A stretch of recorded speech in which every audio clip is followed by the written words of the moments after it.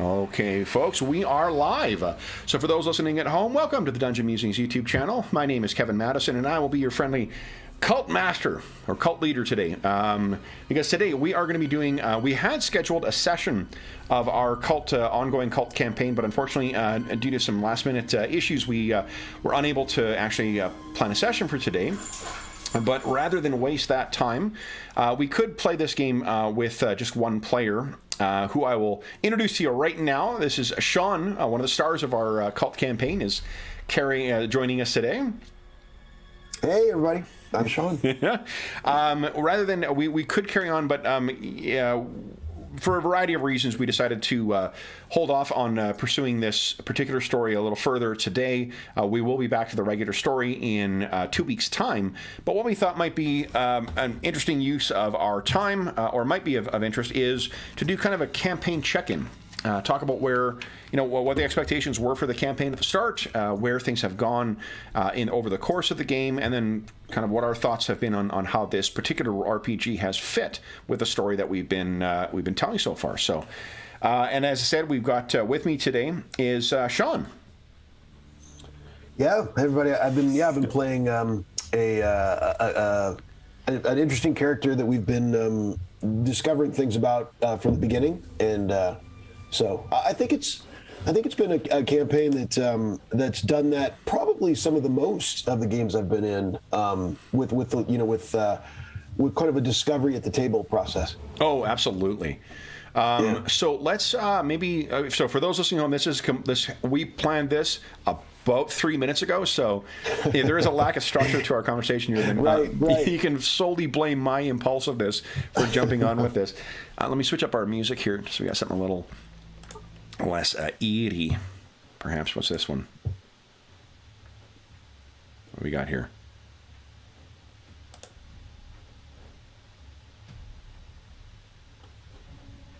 Okay, yeah, that's kind of creepy, but not quite as downbeat. So, Sean, let's talk about maybe the campaign itself. So this I think was actually intended to be just a one-shot. It was something that you and I were going to play together because we had played the Kult Dracula Dossier campaign before. Yes. Yep. Right before. Yeah. That was that's easy to remember time-wise because that was that abutted right into COVID. That was it ran right into that, and that was promising, and fun and a good little taste. So it kept us for the future, which is what happened. We brought it back. Yeah. Was that the first time you played Kult when we did Dracula Dossier? Man, I'd have to look. I don't think so, but I can't swear. I might have played one shot or something like that prior at most. So either yes, it was my first. Or it was like I'd played it one time or something maybe. So I know you played at a con after we started, I think, this campaign. Yes. But so anyway, Oh, I just remembered. So I had actually played in a one-shot run by Helmgast, funny cool. enough. Yeah, it was really cool. So that's the answer. I had played like in a one-shot run by the publisher, and that's about it. So my first effort at running this with Sean and some other players was to take an adventure from the Pelgrane Press's Knights Black Agents line, something that was part of their Dracula Dossier kind of subline. And it was set in the 19th century, and the characters were playing kind of 19th century spies that would have set the stage for kind of an ongoing, more modern day, or maybe just tripping across time kind of thing, adventure. And it was the first or second time that I had run a story game, and I think I was a little rocky when we started playing that one. I think some of you guys, I did a better job. Either you had a better understanding of how to interface with that kind of like a story game as opposed to a traditional game, and others I didn't do a good enough job explaining sort of like this is sort of how you should be thinking about the way the story interacts with the rules of the game and your decisions that you make within that.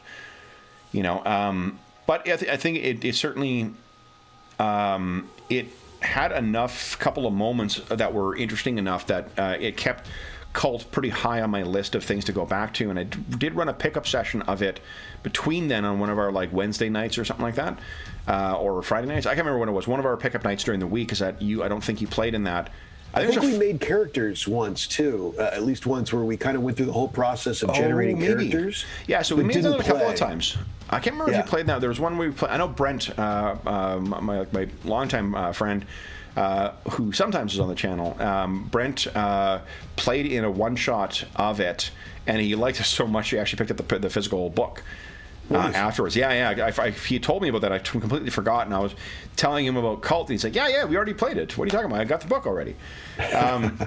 But this one, it was, I think that initially I kind of grabbed something from the shelf that I thought would be easy to throw together, and then it turned out we had a couple other people who happened to be available. Initially, we only had one other person. We had Mo, right? Mo was available. Yes. And we had some expressed interest, but they hadn't really come about yet, from a couple. And then it just, I mean, I don't know. So from going into it, what was your perspective on, like, or at least what was your expectation for the game? Like, were you expecting? You'd made characters before one time. Did you have a different, idea of what you wanted to try? Did you have did you have a concept that you saw executed, or did you see something interesting and then kind of chase that? I mean, it's been on my short list, forever of a game I'm interested in and getting more exposure to. So I was, I just started by really being happy about, getting it kind of back to the table and being able to play a little bit and see what happens, and if it ends up being, a true one shot, that's perfectly understandable and fun too. There's too many games, too little time, But then for it to kind of expand and us to have a chance, I think to, I think Kult has, I would be more than happy to play Kult in a more traditional narrative, not narrative, but with a plot kind of based, like we were kind of doing with Dracula Dossier 2. I think it's got a ton of potential there too, but this gave us a chance to explore what seems to be its default mode, which is to just kind of let it go, like just to set a few plot points and then just see what happens. So that's super cool to have more sessions to give that a shot. Yeah, and I think that has been like there's a couple of things that Kult does that I think is I'm constantly reminded of as a way of really reinforcing the structure to what otherwise, like, I think when you think of sometimes story games, like players can do anything, they can do anywhere, and you can do whatever you want, and then we just sort of follow the story and see where it goes. And like, I don't know why I did that voice, but it's it's what do you call it? That's sort of the feeling for it. And I don't like that. I don't think is the case with Kult. Like Kult, you set down milestones at the start of every session. Yeah. Right? Like, that's a really clever way of being like, okay, what do we want to see this time? And like, when I was prepping for today's session, I went back and rewatched the last little bit of the last session, and then to refresh my memory, and I remembered again, I'm like, I don't need to really worry. Like, I know what's sort of going on in the meta plot that's happening in this thing. And I say meta plot because it's not imposing itself as a rigid structure the way a plot would. It's sort of lurking there and kind of being teased in as I see opportunities for it. But I love that, not only for myself to be able to figure out, okay, here's what do we want to do with this time we're spending as your characters are adventuring. You've set your goals for that, and it also, I think, gives a sense of purpose for the players. I'm not a player in it, obviously, but I think that it probably gives a sense of purpose to, okay, here's what I want to achieve today. Even if the only mercenary reason you have is just to get that XP, you know, at the very least it gives like, okay, here's something I should be thinking about for this session. And for a game that does not have, a way of tracking, like, and now we solved the mystery, kind of thing, the way you do in, like, say, traditional Call of Cthulhu adventures, or now we've cleared out X amount of dungeons or rooms in the dungeon, or we've advanced through so many encounters in a more combat-focused RPG. It gives you a sense of what you're accomplishing in any session. I feel like that might also, in some of the other games I run, I sometimes say, like, oh, we're a very chatty session today. And, like, that's every session in Kult, but, like, you're setting goals within the context of that, so it doesn't feel... I feel like it feels like there is more of a structure to it. even in comparison to games that are much more rules heavy and more simulationist, where we do have those things. Yeah, I mean, I almost would bring in the term sandbox, that it's like an improved method of sandbox, in a sense, that of making those goals each time. It prevents the worst, the downside, I guess you'd say, of sandbox, which is pointlessness. So, no one knows what to do. What do you guys do? So what do you guys do? So what do you guys do? Like that constant GM question. And the player's like, well, I'm not really sure. That kind of like, what are we doing here? Well, you set those little mini goals at the beginning, and those little things are so funny because it doesn't seem revolutionary. I mean, it's like, oh, whoever thought of doing that before? But at the same time, it makes a big difference. Like it's very clever. I think it's a real nice tool in the toolbox. To set those out front, and that would be easily adopted by a lot of games. To put a little reward on there. Pretty much every game has some method of rewarding players in an XP fashion, and you have players say, and people still do it, I think, anyway in some games, but they do it less structurally, where you have the GM at the end of a session say, hey, just for my benefit, what are you guys doing next session so I can be prepared? You have that happening already, but this really sets it out. Like, this puts it in the mechanics, which is nice. Yeah, and I like that it takes place at the start of the session. Like, it doesn't feel like wasted time. It feels like a really, like, as part, and it feels like it dovetails nicely with a recap. Like, not every gaming group does a recap of their session at the start, at the outset. I always do with our games, but partly for my own edification, because I sometimes forget. Sure. But I think it dovetails nicely with, well, what are you going to do today? And when you mentioned that, it made me think as well of the West Marches approach to old school games, right? Like, for those who aren't familiar with the West Marches approach, it's basically there is an ongoing campaign that has a bunch of different people playing in it, and then it is the onus of the player. The onus is on the players to figure out when they're going to get together, who's going to be part of that group, and when they want to play. And then the DM facilitates that session. But what I've only played in, I think, one of those types of adventures. But the cool thing with it is that it's a very similar sort of sense of purpose. Like, people are talking about what specifically they're going to do. They're not getting together to just hang out and play a game and whatnot. There's more of a mission-oriented, like, okay, we're going to get together, we're going to get these things, we got our healer here and whatnot. Now we're going to go and investigate the, whatever it is, like the Goblin, Thorn Woods. We're going to go over there because, we heard a rumor from before, or we started there and then half of us died, so we're going to try again, So, and those games, I feel, run with a lot more focus on it. There's a very specific goal they're going towards. There's less of, it allows for less of the other stuff that you do in there's not a lot of role playing that goes on in those games, just because you're sort of a special ops team, as it were. Only your dwarves and elves and halflings and whatever. But I think there is another example of that type of thing.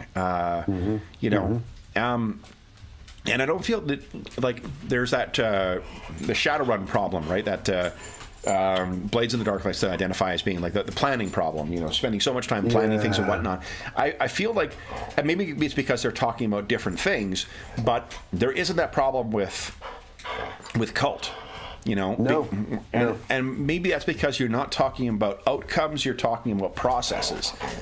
You're talking about things to explore, not necessarily. It doesn't have the specificity, I want to say. Like, it's not like, how are we going to get the MacGuffin from this giant? It's more along the lines of, what do we want to talk about really today? Yeah. And so it's a little more generalized, which keeps it from getting into the planning, I think. Stuff. Yeah, definitely. And I think that it. I feel like our sessions always feel with Kult always feel very full. Like, there's a lot of stuff going on. There's not like dead air trying to figure out what you're doing. Even with 3 players, like, we have a really good sense of what's happening at any given point. Because we're trying to cram in a lot of different scenes, and the moves do a terrific job of keeping things going. Like, there's always an interesting development and whatnot, and I feel like everyone has embraced at this point the way that the story flows with that, because it's a different way of thinking about approaching these kind of things. One challenge I could see with taking a straight like Call of Cthulhu or other Delta Green or whatnot campaign and running the adventure straight like that is linearity is kind of an enemy of these types of games because you're not in a linear adventure. It's the following the clues and piecing together things. That's the thing that's fun about that game, and it's not really how a story in Kult or an adventure in Kult sort of processes. Yeah. What do you think of that? I mean, I think you could. I mean, I think that this tool really blossoms the way we're using it. But I could still see it having merit to a lesser extent, but still value with a situation where, let's say, in a Dracula dossier, where, like as you mentioned, it serves maybe as a precursor to a recap.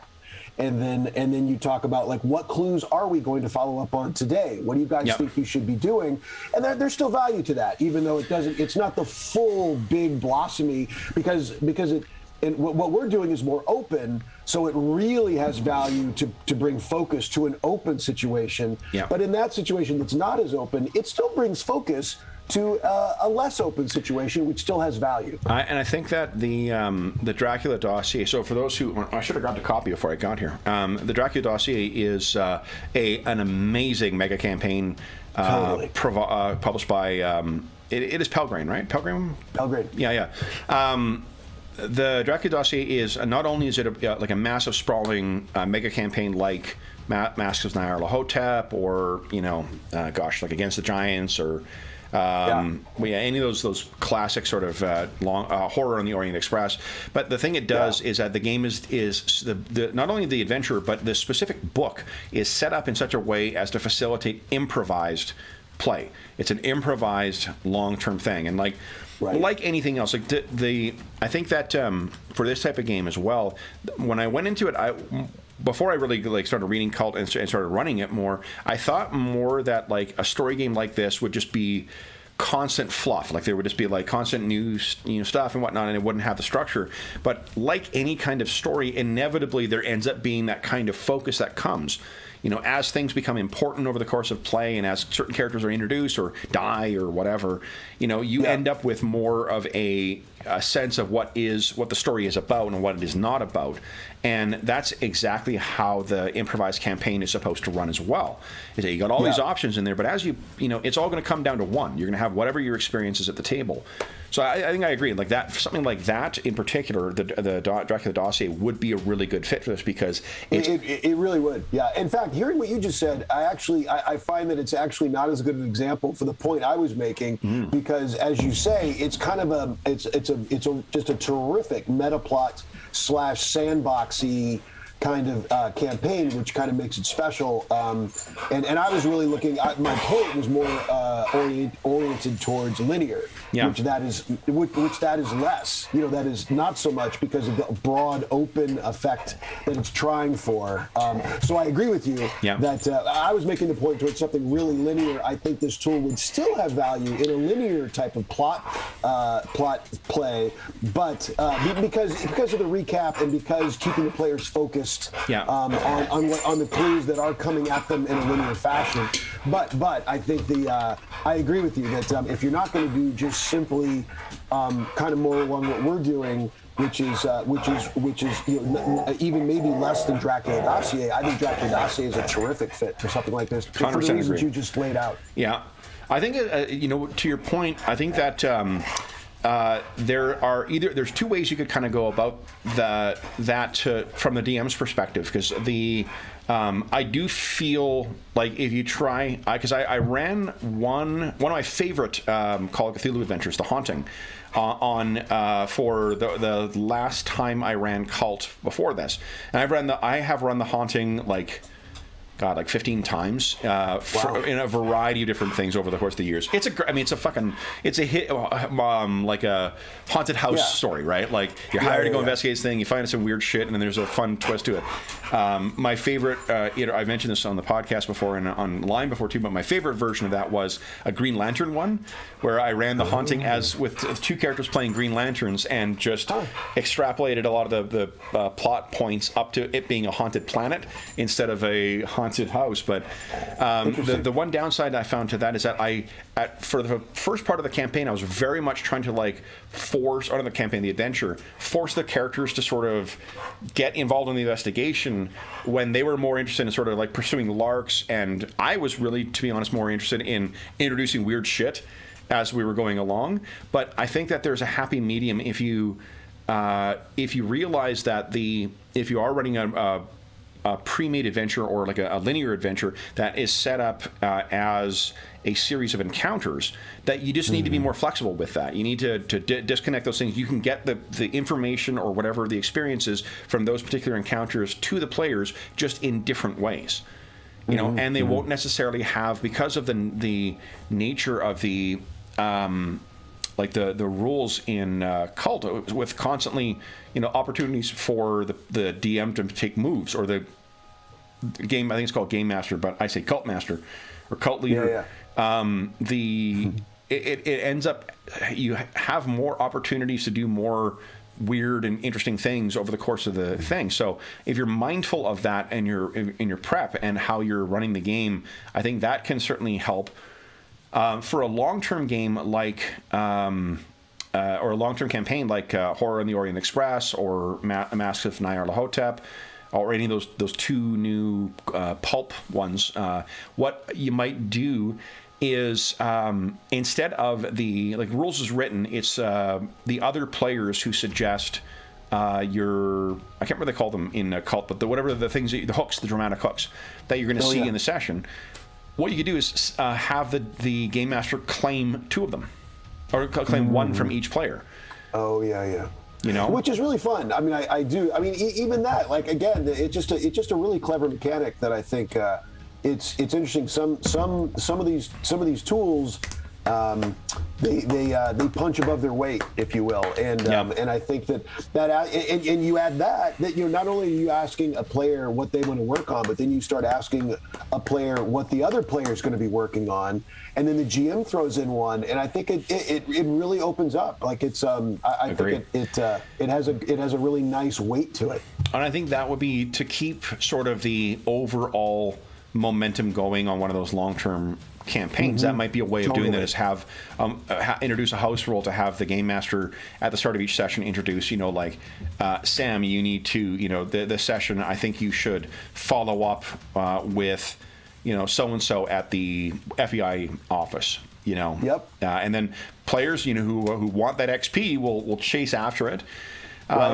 But I find, maybe like the GM says one about the meta plot, and the players say with things about that they're interested by, and so you get a mix, which is nice. Yeah, exactly. So you get to have the full, like the thing that is so enjoyable about Kult, that you know, I don't know. It's just well, that's when we talk about the play experience for the game too. Like, how do you feel this differs from the play experience of, say, traditional horror, you know, RPGs that are more simulationist? So I was. This hit me a few minutes ago in what we've been saying, that I think there's a comparison to be made, perhaps. And you mentioned the game earlier in this conversation, Blades in the Dark. So, you know, Blades in the Dark. And I was recently playing my first Band of Blades, you know, which is a derivative of Blades in the Dark. Yep. And it's a really interesting spot. So you have these games with different systems.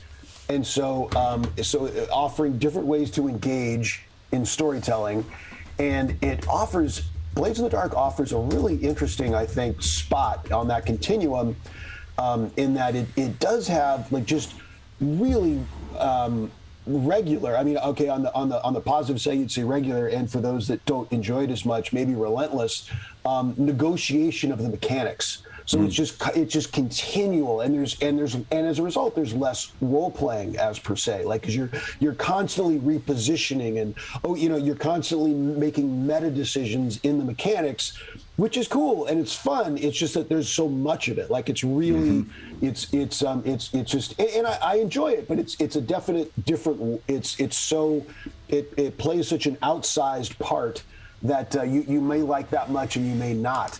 And I think that Kult is in there, but it does less than that. Like, we have a really decent amount of role playing, and yet it offers there's a comparison to be made that there is some of that same negotiating of a scene that, like, so how are you going to approach this from a third person standpoint that Blades in the Dark does, but it's a lot less. The balance, I think, I think it's better because there's I as much as I enjoy Blades in the Dark, as little as I've played of it, I do think the role playing can get a little thin at times, and whereas this nudges that knob down closer to more role playing, but still that negotiating the scene is a really interesting way to engage. So I like the fact that that's in there, and yet it's not as heavy. It's not as it doesn't play the same balance. It's funny. I saw someone, I can't remember if it was on the Discord or if it was on Twitter, but someone had mentioned about the challenge they were experiencing with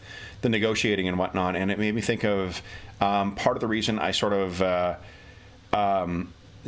I sometimes feel like I either need to run them differently as written, or I kind of get frustrated with them. The Fantasy Flight Star Wars games and Conan 2D20 and Infinity 2D20 to a degree as well, because there's so much in comparison to some of the other 2D20 games that we've run, like Act of Cthulhu and Star Trek Adventures are two that jump to mind. They are incredibly fucking light on their feet. There's good game decisions you're making. There's a game you're playing there, and you're interacting with the world in a very, I think, a little bit more of a simulationist approach than you are here. I have not played or run Fate, but I hear that there are elements of Fate that run similar to that. But with like Conan and Infinity and the Star Wars games, like you spend an awful lot of time figuring out what the math is and whatever else, for all the criticism that Pathfinder or 3.5 D&D get for being Math Finder or whatever. Like, you're sure doing a shitload of that in the session of figuring out what's going on, then making some decisions. And they're interesting decisions in those games, but they are. I think there is inevitably a point where a certain number of calculations and rules and whatever else become a burden to the story. Rollmaster, our recent experience with Rollmaster again was like I think there are some really interesting ways where, in particular, the critical hits and critical results of skills and stuff like that add some very interesting dynamics to the play when you're playing Rollmaster that aren't present in other kinds of fantasy RPGs. But it comes at the cost of a lot of work, and what that led me to do in certain games is either to de-emphasize combat, just because I don't want to spend all my time doing that, or like in when I run Conan, like I never make use of elites. In Conan, for those who aren't familiar with it, they have 3 scales of difficulty of enemies. They have minions, which go down with, once you get a good hit on them, they're gone, like stormtroopers. There's elites, which are sort of like your typical D&D type thing. They have a certain amount of hit points you got to whittle through before they go down. And then you have, what are they called, nemesis? I believe that's correct. Yeah, the boss monsters or boss adversaries. They're ones that are like comparable to player characters, so they're really interesting. Often they have special rules and stuff like that.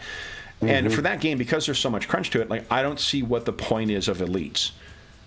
Either I'm going to have if you want to have someone who's slightly tougher than the minions and leading them, then okay, maybe.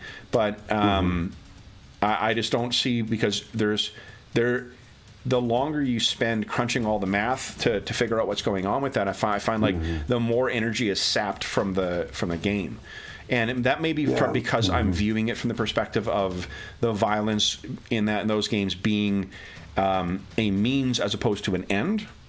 Like violence in say Pathfinder or D&D or something like that can be an end, because the combat rules in those games are a shit ton of fun, or can be, whereas in Conan it does, I think, get to a point where it feels like a slog, because it's not really appropriate for the genre material anyway, I suppose. And I compare that to like violence in Act of Cthulhu or Star Trek Adventures, where the rules themselves are much more streamlined. You're keeping track of less fiddly bits in it, so you get through those scenes a lot faster. And even if you include those mid-level adversaries, it doesn't. Each sequential round for the player character doesn't take that long. That's a long way of me saying that I think my experience with Blades in the Dark as well. And with Genesis or Star Trek Adventures, just like you get to a point where you're spending so much time talking about the rules as opposed to it. And for a game, and this is just not a clever insight whatsoever, but for a game that purports to be part of that like story game movement, you're spending a lot more time on that latter part of that word than you are in the first part of it. Yeah, because a lot of discussion that's in that meta. I think where it works is where that stuff becomes instinctual. Because watching, like John Harper run the game, it feels super fucking fluid. And when he runs it for people who know the because of familiarity with the system. Precisely. So it's a lot less of how do we do this, and more of just like interpreting the scene quickly and then moving on. Yeah. A term that I think that I've always liked that I think is useful for this is latency. So that time between you leave the narrative to engage the mechanics and then come back to the narrative. So how long is that time? Like what is the latency there? And so I even have taken to, if I'm going to run Conan, I've taken to explaining to the players for purposes of expectations. I say so Conan has longer longer latency. So it's just part of the game because it gives you a fair amount of options. It has these meta currencies that you have to engage with on a very regular basis. It's part of the core mechanic. So that latency is going to be longer, but the bargain is you're agreeing to longer latency because it's interesting. So that's the bargain. So if you don't if it's not interesting to you, then you're probably not going to like the game as much. But if you find that all those pulp options of like I kick that guy in the face, I push the vase at that guy's feet, and I throw the medallion to Pete, up in the window. Yeah. And let's just see if that, if you've got enough meta currency to get all that shit done, And so if you enjoy that, then that latency is okay with you. That fact that it takes that much longer to work all that out. But if that's not interesting to you, then this probably isn't going to be as fun for you. But that's the Conan bargain, I think, or the Infinity bargain, and those 2D20, those deep 2D20 games rules, crunchy, I should say, crunchy 2D20. Yeah, I mean Rollmaster as well, right? That's Rollmaster, I think that's a great. I'm totally stealing that. That's a great way of describing or articulating the specific like time spent fussing around with the rules components before you get back into the game. And as soon as I heard that term the first time, I'm like, oh, that's really good. Yeah, that's so good. Latency, latency. So at first I heard ludonarrative dissonance, and I'm like, I'm going to make a lot of use out of this. Yeah. But and I think that's one thing that from the DM's perspective or the cult leader's perspective, I'm going to get some really weird algorithm results if I keep saying that. So maybe I should find it different to the game master side too. The thing I find is and this is just so from my playing to my own personal preferences. Like I like being surprised by by campaigns, and I like making up stuff. I nowadays I intentionally leave some things unfleshed out because I just want to see what happens at the table, and the trade-off for that is of course that the players know that if I've randomly introduced something, that doesn't mean that it's not as important as the shit I had planned, because it wasn't there before, but it's there now, so it's as important as anything else that's going on. And I may also that also may adjust what I had planned. So like, oh, you didn't give a name to that person, so therefore I don't need to fucking care about them. That's right out the window. There's a complete parity between pre-planned content and stuff that came up at the session. And the thing I really love about this is it really distills that. Like that's a big part of the experience as a game master. You can have your very abstracted, set of list of rules or not a rule, set of ideas of what you're doing. But more often than not, like you're invested in what's happening in the scene and seeing the stuff that's coming out and seeing how they interact and being surprised by the results. I love not rolling dice. Like I need to give what do you call it? Monty Cook games. Yeah, because I know. Although I mean, to be honest. What do you call it? Symbaroum did that, and I enjoyed that a shit ton more. Oh yeah, right from the get-go. Symbaroum is it's really still an unexplored gem with us. It's unreal. Like you and I were talking about this. I swear it's like 3 years ago now. It was probably one of our initial longer conversations between you and me. I still, it's too many games, too little time, but still, it's just out there ready. And it's tough, like with fantasy games in particular, like with games that are in different genres, like horror or sci-fi or whatnot. I find it's easier to make a selection between them because then I've got like, I want to get this, we aren't playing a sci-fi game right now. I want to pick something that I really like and we'll run that. But with fantasy games, like, man, it is a very tough marketplace. Like, AD&D Second has done us very, very well for our two ongoing campaigns. And like, I genuinely, this is a renewed love to it. I genuinely love PF2. Like it's one of the few games, Cult's one of the other ones as well, but one of the few games that I run with no house rules.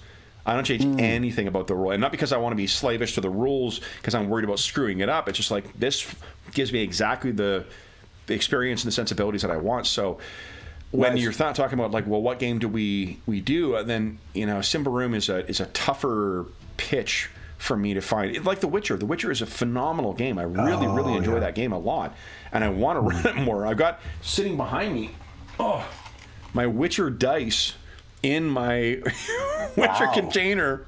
Right? That's ridiculous. That's really nice. Yep. But it just keeps getting pushed back just because it's, too many games. Too many good games. Yeah, too many fucking good games. But the point being is that with this, I really do appreciate where I'm not rolling any dice and I'm just sort of setting up situations. It makes for a surprisingly kinetic experience with the story and with the players. The few times we've had violence in this have felt as engrossing as what the best tactical fight I've had in, say, PF2 or DD4 or D&D 3.5, like those very simulationist kind of tactical focused games. It felt really like the scene when you guys were running through. Spoilers for anyone who hasn't watched the campaign thus far, but when you were running through Jenny's house, with those guys who had broken in and Moe's character fighting that guy who was waiting to ambush him in his apartment. Yeah. That was a good those scene. Were solid fucking encounters. Those are good scenes. And then I think it probably worth noting. The core of Kult is the apocalypse world mechanic. And that's a great mechanic, and so I think that it takes the best parts of that mechanic, which is there's a lot there. That offers a lot, and I think that having that at the center, and I think Cult's done a lot with it. So I think that that mechanic, it's simple and effective, and it just it really squeezes the juice, I think, out of that mechanic well. That contributes to what you're saying. For like a action scene. Yeah, I completely agree. And it's one thing I was worried from because you think of the like sanity mechanic. I was like, well, I'm not sure with characters having so much agency over the game and whatnot, or what I perceived as a lot of agency over the game. I wasn't sure that a horror would work. But like, do you want to talk about how the horror experience has been as a player? Yeah, it's been good. I think that I'm not sure I know how to describe it very well, but there's an open nature to the scenes that you are kind of negotiating, as we've kind of already explained. And my mind goes to where Samuel Joseph was in the broom closet in Madam's office, that came into play there. With there's a number of things going on. How are you going to, what do you want to do here? And us kind of talking through before we roll, before I roll, of what we're going to do. And I think that open nature and not really knowing what's coming, and that there's different possibilities going on.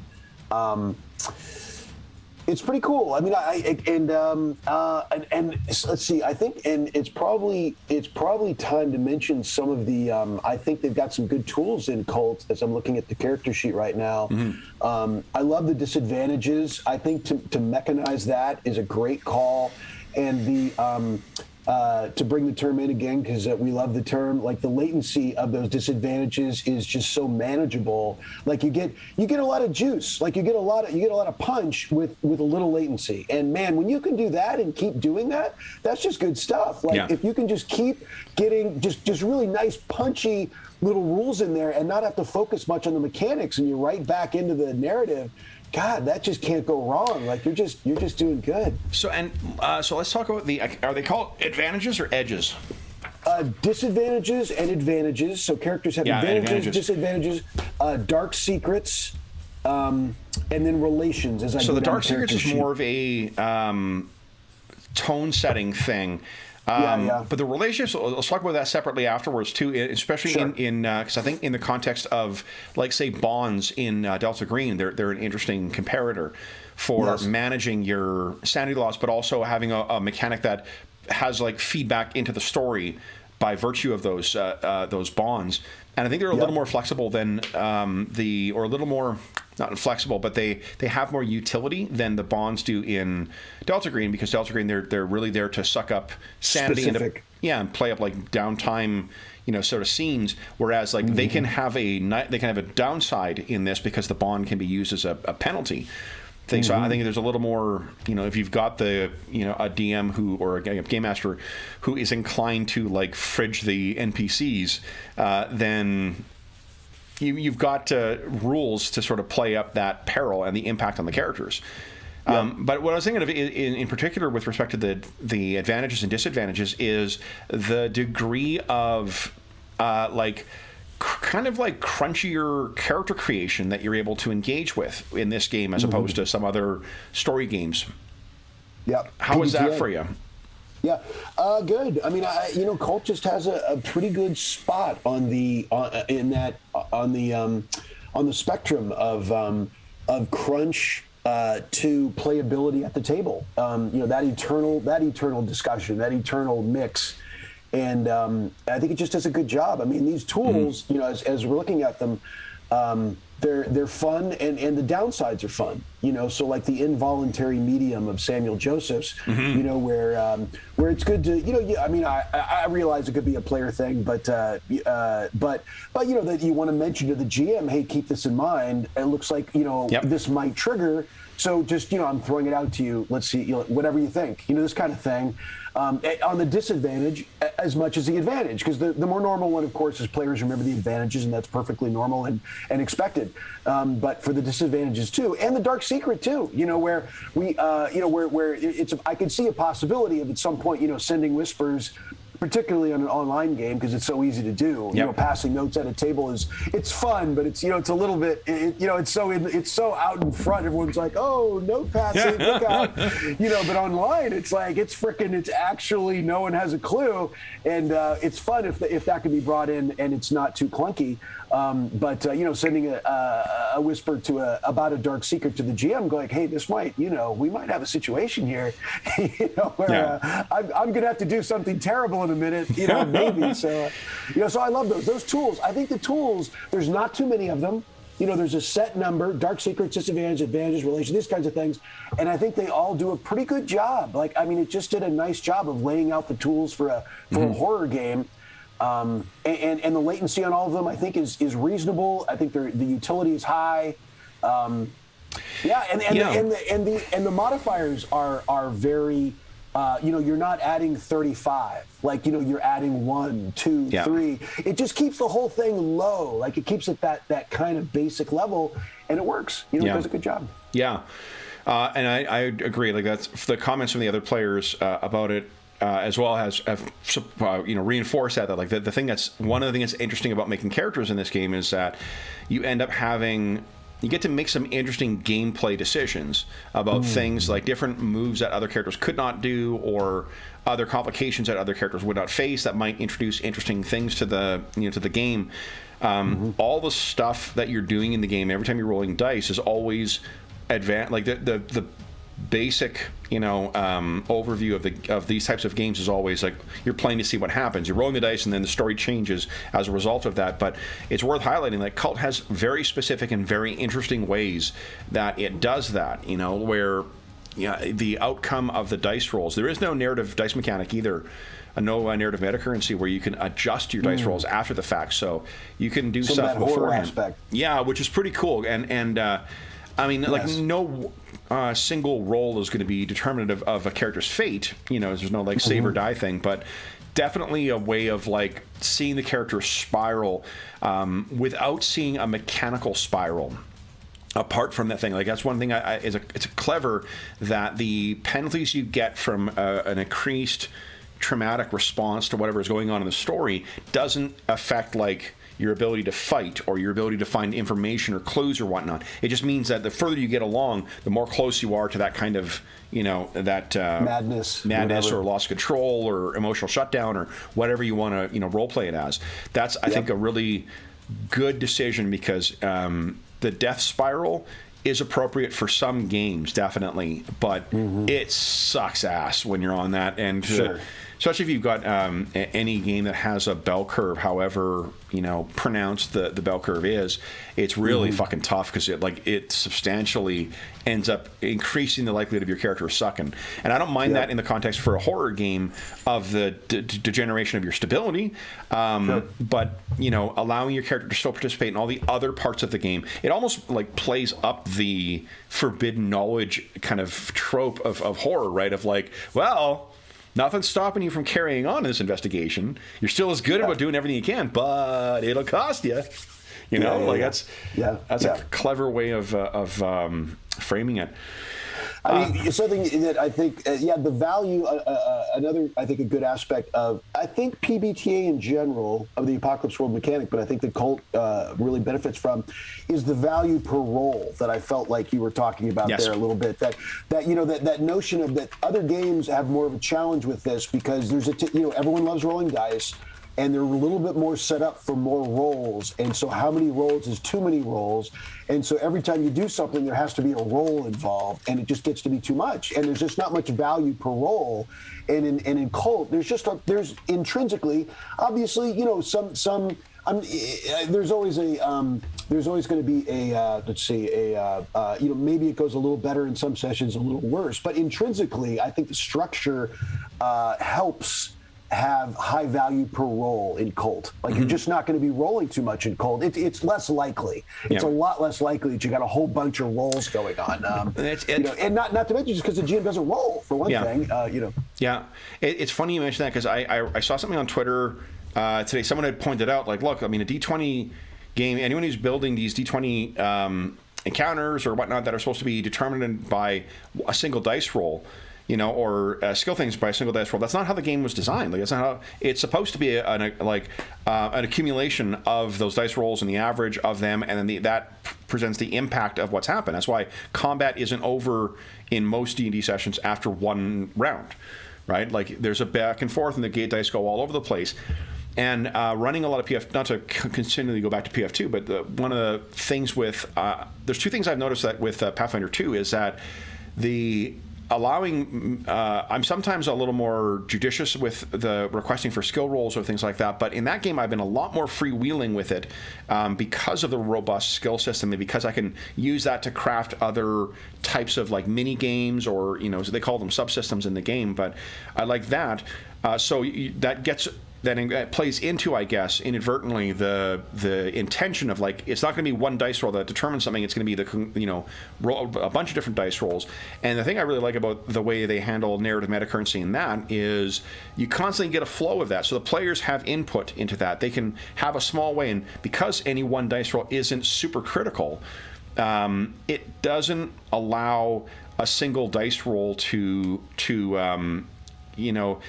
where they spend their narrative metacurrency to re-roll it. It doesn't allow that to disrupt what would be otherwise the overall momentum of that scene or that encounter or whatnot. And for those who aren't familiar with Pathfinder 2, you get something called hero points. You start off with one. Rules is written. You start off with one, and then between half hour and hour of play, you get another one. And the expectation is you keep handing these out to the players, and you can hand them out for other reasons too. But it's I find it's a really a really good way of allowing players to have some agency over the vagaries of the D20, because it's all that is a very swingy dice, but also to play up what the game relies on, which is a lot of different dice rolls. So it's not any one single dice roll that is. All that's to be said. Like I that's just something I recently come to appreciate. I'm telling them, Anna, my goodness. That's something I once again have come to appreciate about Pathfinder 2 and have been incorporating into my adventure design. But it's also something that I really love about Kult, that, you know, every time you're making those moves, it is consequential. You know, it adds that tension and whatnot. And for a game that is a modern-day horror kind of thing, I like that quite a bit, that, you know, wherever you are, depending on the results of that, you're going to be in a different position once you're choosing to take action in the story. Yep. It definitely keeps... Yeah. It does a good job. Yeah, I mean, which altogether, I think, again, lowers the latency. Like you spend a lot of time in the narrative with Kult, and it gives you, while still giving you more tools than a typical, I think, PBTA game. So it gives you more tools for, as we've already discussed, with the various the dark secrets, disadvantages, advantages, relations. These kinds of things are really useful to bring in, and yet the latency remains low, and you really spend a lot of time in the narrative. Yeah, I think the connection and the both, like, mechanically and intuitively, between what's on your character sheet and what is happening in the story, you know, or in what you're attempting, is very clear. Like, it's a very clear idea of, you know, of how those things connect, and it's easy for a game master or a player to intuit or describe what has happened as a result of those dice rolls.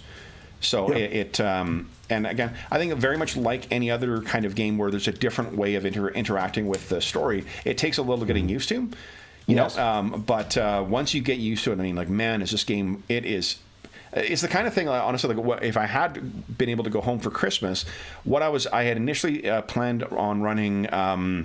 They Came From Beyond the Grave. It's that story path one, and you want to talk about, like, high latency. Oosh. I ran it offline for friends while I was over the break, but, you know, it's tough. Oh boy, it has a lot of very, very good ideas in it, but so it's crunchy. It's very, like, more so than the most crunchy 2D20 game.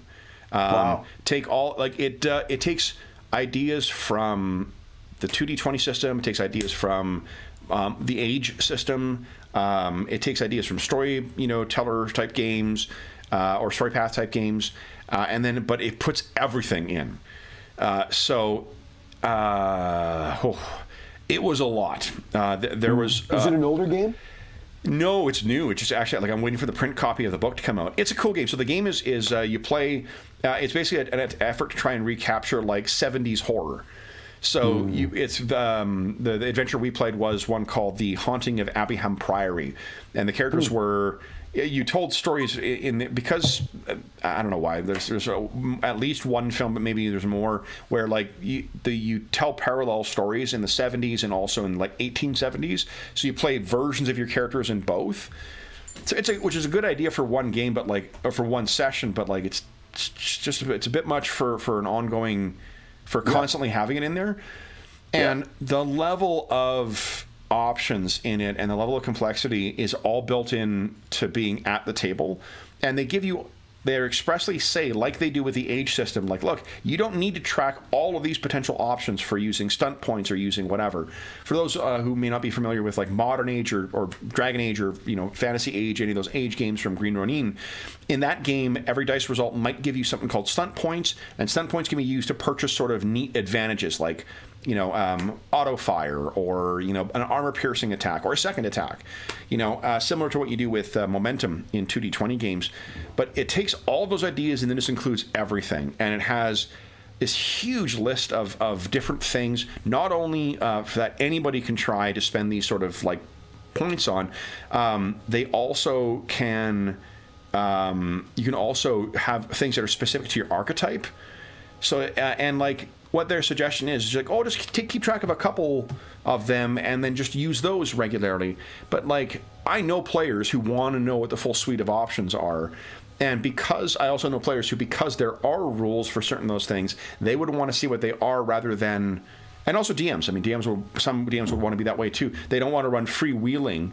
They want to have that, and rather than having kind of rough guidance on how to interpret some of those things, like, yeah, you can get one extra dice or whatever else, they have to have a bunch of specific examples of it. So it just, high latency is one way to put it. Very clunky is another way to put it. And again, like with more experience, I think you might be able to see more. But like, it is the, I think in particular, like in comparison to our experience with Act on Cthulhu, shortly before Christmas, and our experience with Kult so far, like you talk about an over-engineered game.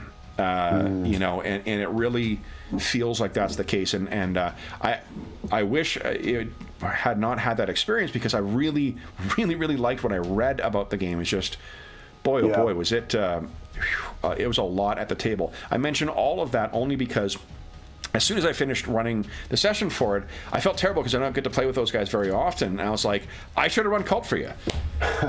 Like, Kult is just one of those games where, I think you can sit down. They also, because like I always have sitting next to me when we play is the little handout that comes with the character package, right? Yep. It's got all the character moves on it, but that character folio thing has all the options and all the choices you make for each of the characters as well, in addition to like actual character sheets.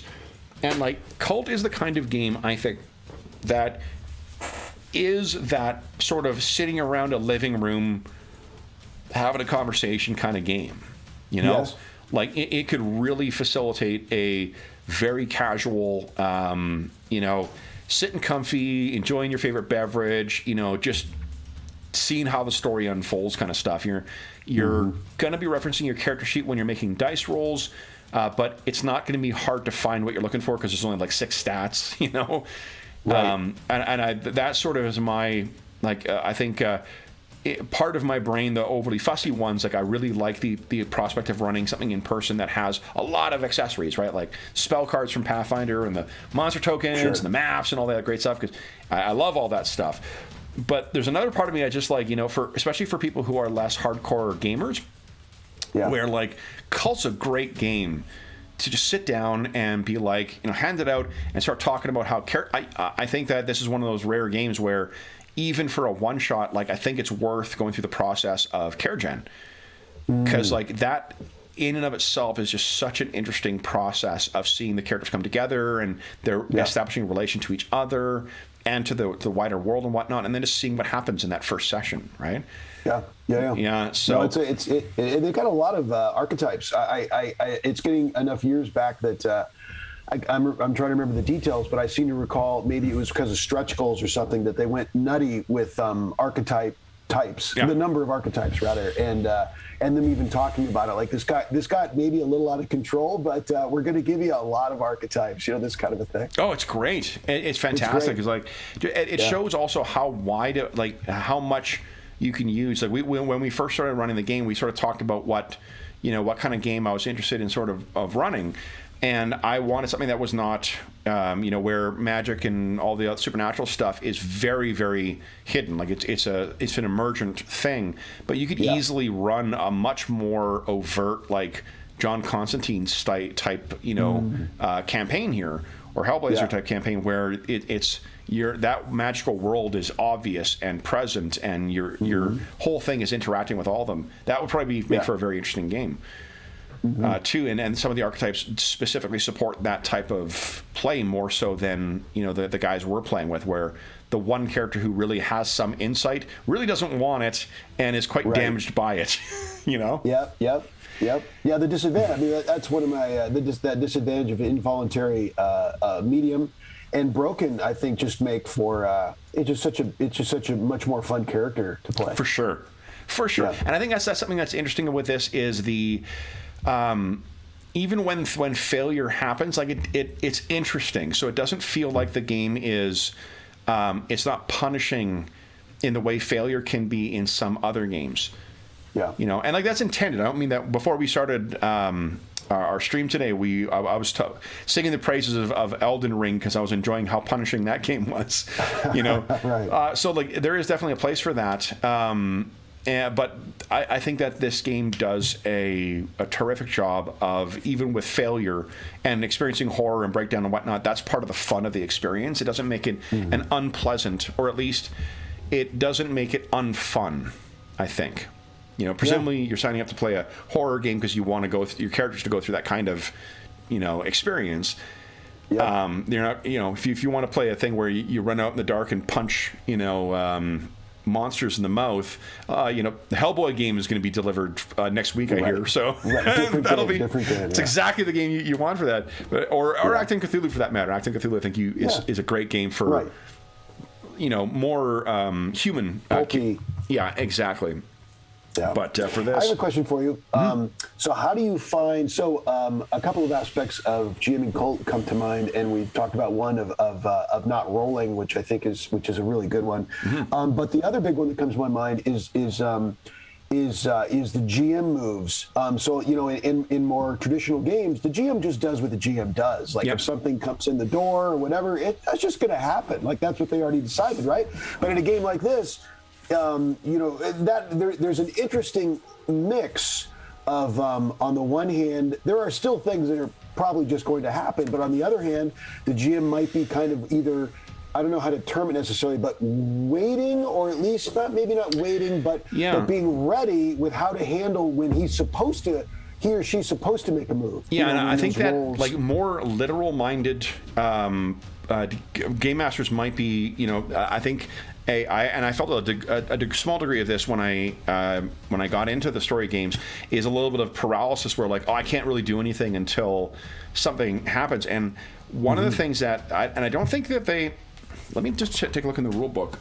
If they make the distinction in City of Mist, which I think was my first real story game I went into, they make a distinction between soft moves and hard moves. And soft moves are things that you can do without prompting from the results of a character's move. Hard moves are things that, or at the very least, you can't do without some forewarning. Hard moves are things that you do in response to bad results from dice rolls or because of something else has happened. But you can always break those rules too. Like they're guidelines. Yeah, no one's going to be. Well, it's weird because like the one time I ran Band of Blades, one of the feedback I got was like, "You're running this game all wrong. It should be this way, and I'm like, for a fucking story game, like I haven't had Pathfinder 1 players come and bitch as much about how I got the rules wrong as I do with fucking story gamers. Yeah. But I mean, I think that. Let me just take a look here and see if they made the distinction. I feel like they did, but maybe. I'm also glad you mentioned City of Mist. I think that needs to be mentioned, which I don't want to necessarily, if we're going to go in that direction, I want you to find what you're finding. But just to mention it, because it to my mind, it's like the other one. So there's like PBTA, there's Kult, and there's City of Mist. Like City of Mist and Kult kind of reside in this category. Well, and I feel that Fate deserves in that conversation somewhere, because I think that they draw City Mist certainly draws some ideas from Fate, and I think that this does as well. Like things like having traits, So they distinguish them between soft and hard moves in this as well. Soft move, and the way they say it, soft move is a setup for a consequence which is still preventable. Hard moves are the consequences crashing down on the players. So, and that's exactly it. It's not on the DM screen. I was opening that because this is usually what I keep open. It's just I keep open the DM screen with a list of moves, and then if I need to make a move for something, I'll take a look there. The DM screen on this is terrific for a game like this, and including a massive list of like unique moves of different scales. Yeah. So, like if I want to. If you're facing, let's say, a considerable opponent, and I want to make a magic move on you. Examples here are like reveal and use a powerful artifact, cause a serious sickness in somebody, kill someone in their sleep. Like this is all, and the moves are not determinative of what happens in game. It's what's happening. And the players always get to try and make a move to try and avoid whatever the consequences are, or at least to affect the consequences. So I find that like I am usually thinking, I'm the type of DM anyway that tends to like telegraph either, indirectly or directly the consequences of actions. right? Like I even in a non-story game, if a character proposes something, I want to make sure they have the context of that decision so they can understand the consequences. So we don't get to the point of like, well, I didn't know that would happen. You know, why can't I shoot people in the street? And it's like, well, because there's fucking police around and there's, you know, whatever else. Because I mean, in a lot of games you're playing in fictitious worlds, so there's going to be a lot of unknowns. So out of an abundance of caution, to make sure that your players aren't slapped with unforeseen consequences, and to confirm that there's intention behind whatever they're doing and inviting that consequence, I always follow up with that, right?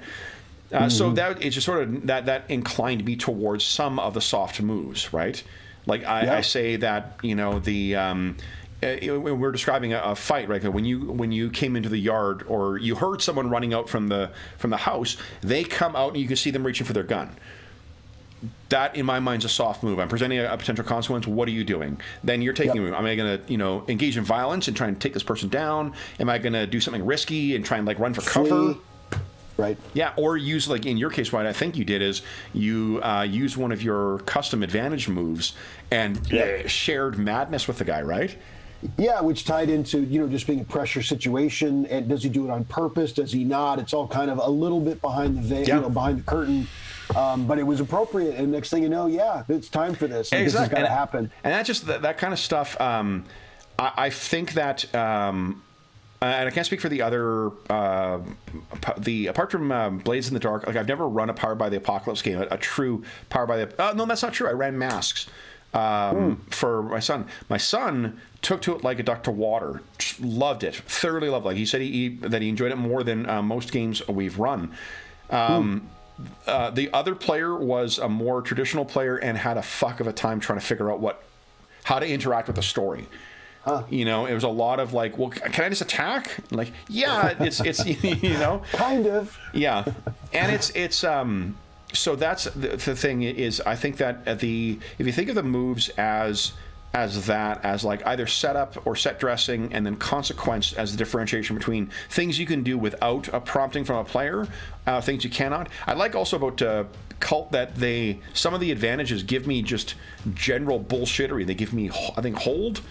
That I can then spend to do things. So that's great stuff because that's great. That is great. You know, it's like, and it's good that you mentioned hard soft though. That's a really, you know, of the Apocalypse. I think that core mechanic we've mentioned, but the hard and soft structure is really solid. Like that's just good, solid structure for a GM. That as soon as you say it again, I go, yeah, that's just so good. Like that's just goodness right there. That is gaming goodness. Yeah, and I think like what you. And I'm not sure I can't remember if it's expressly said in Kult. I think it is, because there's usually more in the game than I remember. Like there's much more comprehensive safety tools than I remembered. When we started the campaign, I bitched about how like, it's not really good safety tools. I was completely fucking wrong about that. There's very good and very comprehensive safety tools in it. A horror contract. Yes, exactly. It's just that the game is extremely, you know, it's very extreme at points, and some of the examples in fact, it's on the GM screen as you mentioned it, so I'm looking at it. Yeah. So what was I saying? The GM moves, hard soft. I lost my train of thought. Sorry. No, that's okay. That's okay. I'm sure it'll come back to me.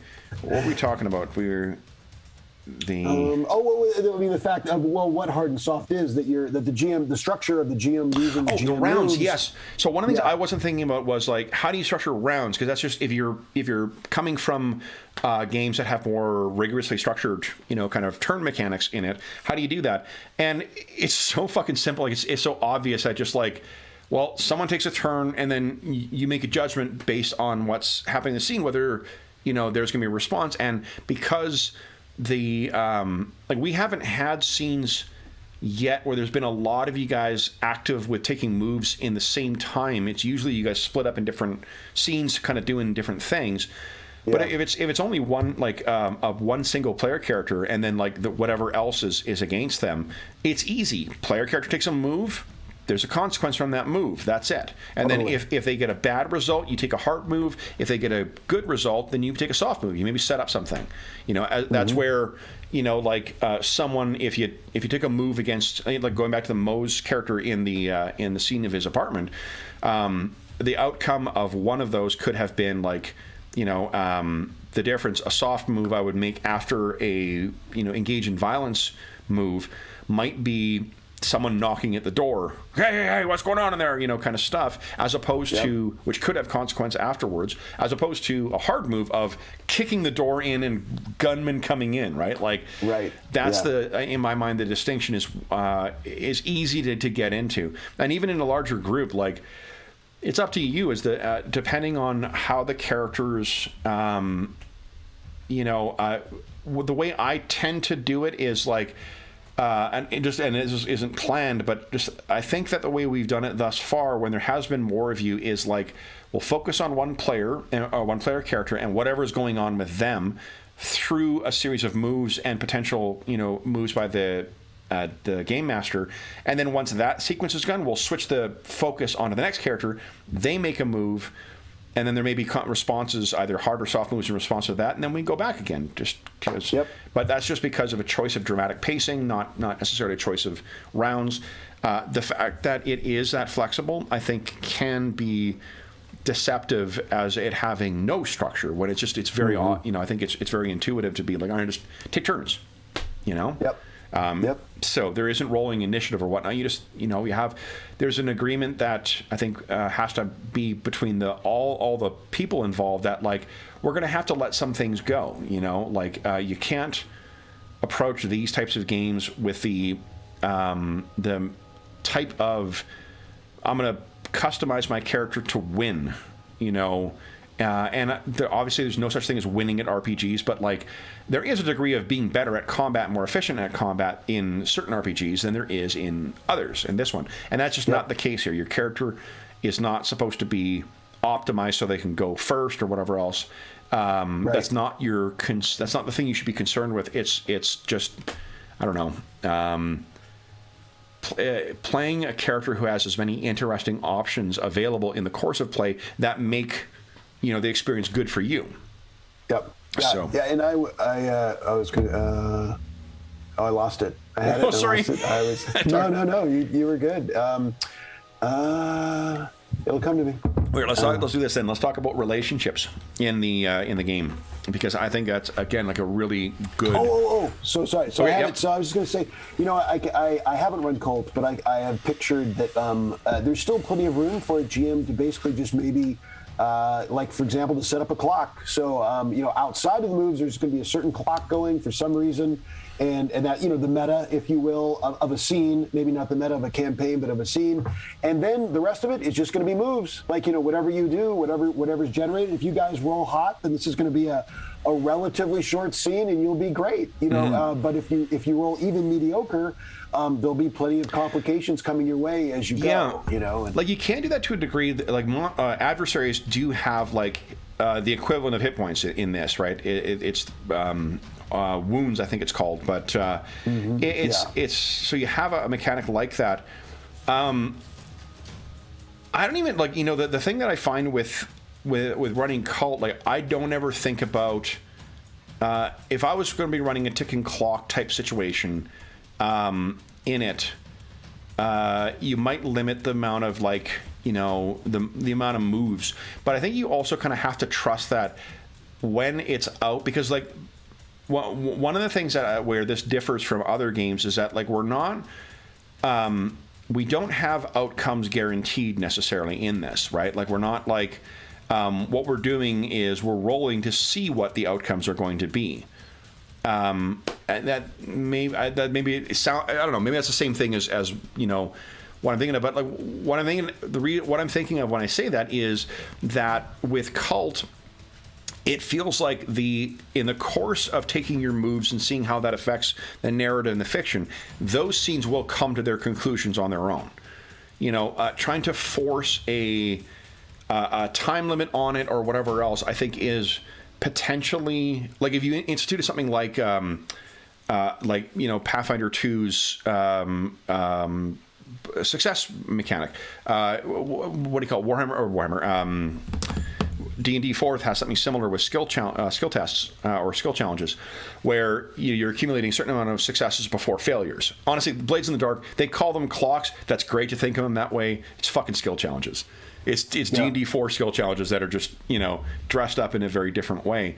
But because by setting it up so it'd be like a mid success would be contribute 1, a great success would contribute 2, the way that like successes and critical successes do in Pathfinder 2 towards those kind of things, I think takes away some of the nuance that's happening in or that can come from the results of the moves. Because like a full success, I like if they're trying to, like, let's say, I don't know, like a ticking bomb is just the typical sort of thing, but like that is a thing you're doing in the context of the scene, which is true, and there is the threat of that, but it's more of a MacGuffin than it is the thing like, what is the other purpose of the scene? When we see a ticking clock in a movie or TV or something like that, like, or a ticking clock on a bomb going down, there's something else that is in peril. Right? They're trying to fight their way through bad guys to get there. They're trying to, drive the car fast enough to get there. They're trying to whatever. Like, there is the rare time where we see someone, at the bomb who's kind of trying to defuse the thing. But I can't think of any media, even what he called, he was in the news recently, so I was thinking of a rewatch. Hurt Locker. Hurt Locker is a whole movie about disarming bombs, but the disarming bombs is the excuse for the tension of everything else that's going on. It's the back and forth with the other, the cat and mouse game with the other bomb maker. It's the threat of a sniper showing up. Is this person who's walking over here just a fucking civilian, or are they whatever else? So even a whole movie built around defusing bombs is still really, I think, that is that ticking clock aspect is a heightening of tension towards something else happening, something else that's going around, and it's adding urgency to whatever else is going on. I say all of that to say that I think that you can have, if you just allowed the course of the player's actions to dictate when that resolves, that's good enough. That might be good enough. Maybe so many holds add up to this.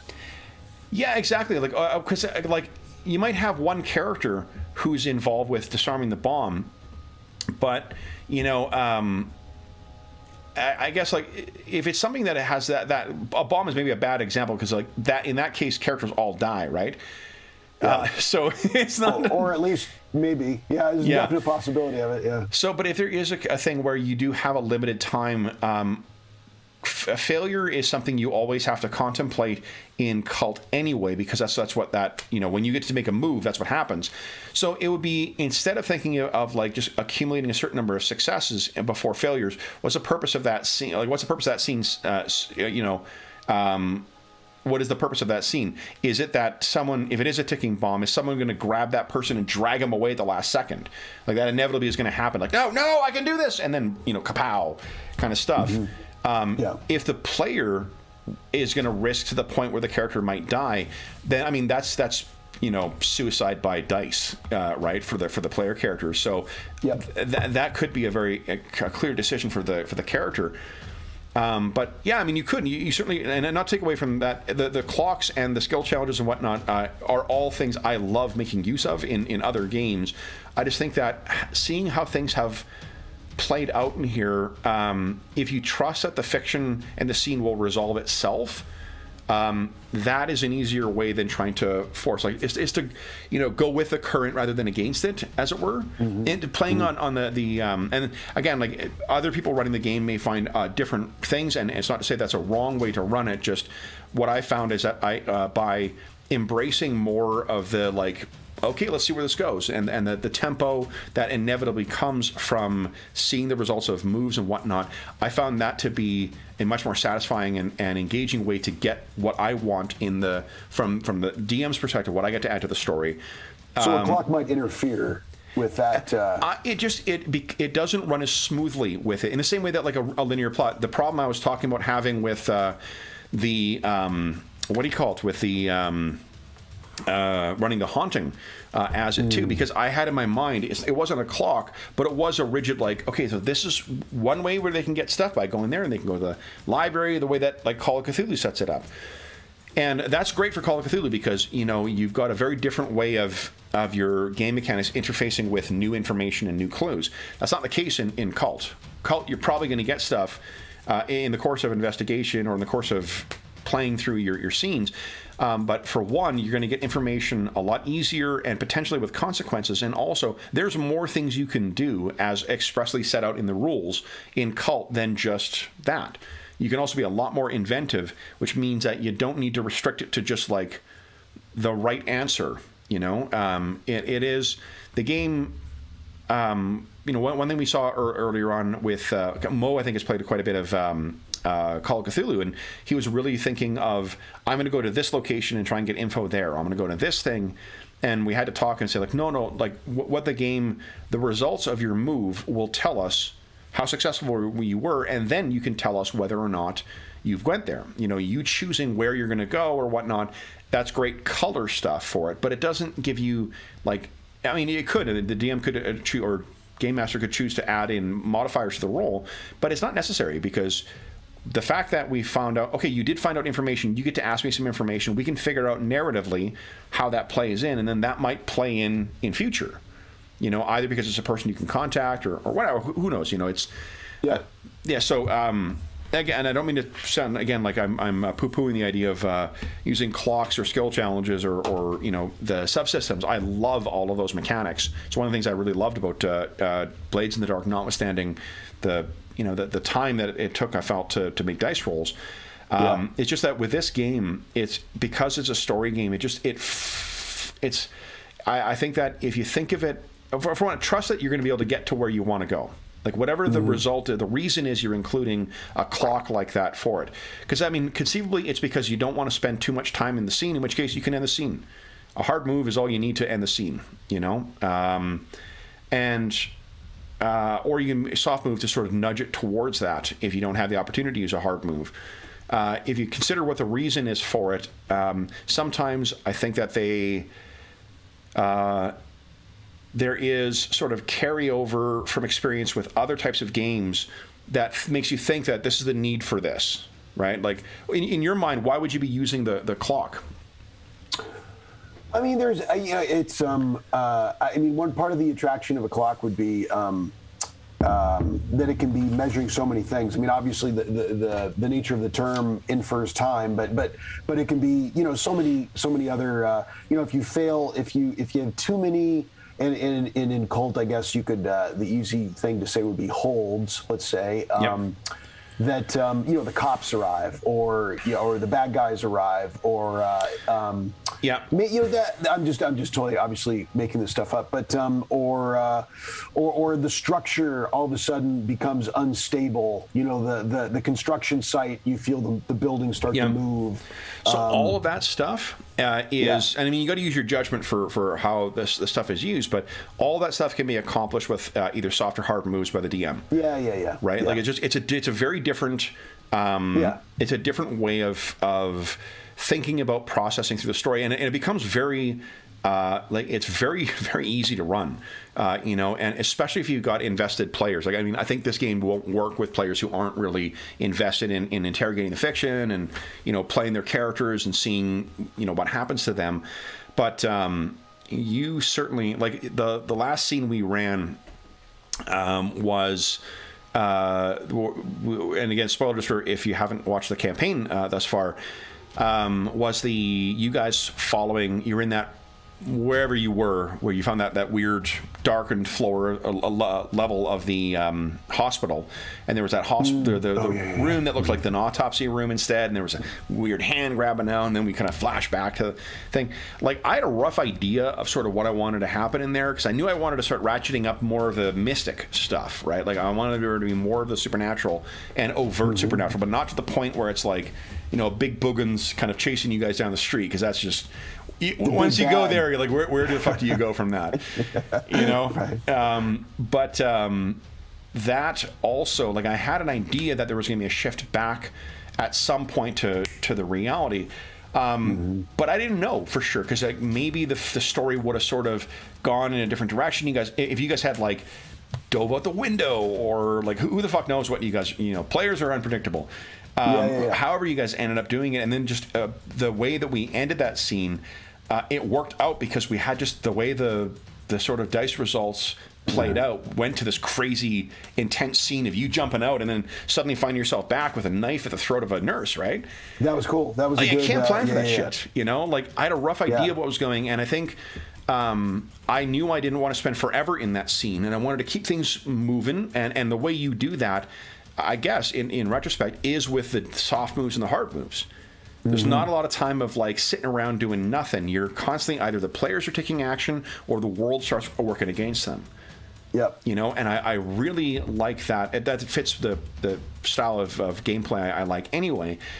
Yeah. And I mean, I might structure that differently in other games, and you could run a clock, like say, if I knew more how I wanted that to end beforehand, then I would have had maybe a clock of like, once you reach a certain number of, I don't know, secret perception rolls or something like that you would have realized this is a fictional world or another world, and I would go back to reality. But Kult allows you to get there without having to engage that kind of mechanic. So, which is the beauty of that core mechanic, I think. It really does a nice job. Yeah. And Kult's ability to put the structure around it, which is different than a lot of PBTA.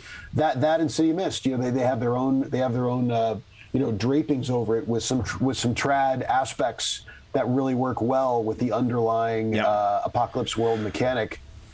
Well, I think the clock also, like one of the advantages with the clock in a game, in any of those Forge in the Dark games like Band of Blades or Blades in the Dark or whatnot, is that so much of the rules in that are transparent. You need to know what the adversary is, you need to know what the level scale is and whatnot, and having the clocks is a way of communicating progress in a game mechanic sense towards certain things, right? Like, I don't know about some of the other Forged in the Dark games like Band of Blades or Brinkwood or Copperhead County, but Blades in the Dark does have downtime stuff, right? Like you can do like a downtime project and work on something like that, and that clock tracks your progress along on those things. So just even that's a very valuable tool for a game where the game mechanics are very transparent and you're interacting with them in a way to make interesting decisions. I don't think you do that quite as much in this game. Like you just don't. The mechanics, like you say, I think they fade more into the background and are a facilitator of like you propose what might happen, you make the dice rolls, and then that tells you what happens in the context of what you propose. Particularly if you're comparing it to Blades in the Dark, but I think even more Band of Blades. They're way more in the background, in my opinion. And I don't have a lot of exposure to Blades in the Dark. I have limited, but my Band of Blades is fresh, and it was really cool. But it was cool from a structural standpoint. But they're very out front, like really out front. Like right.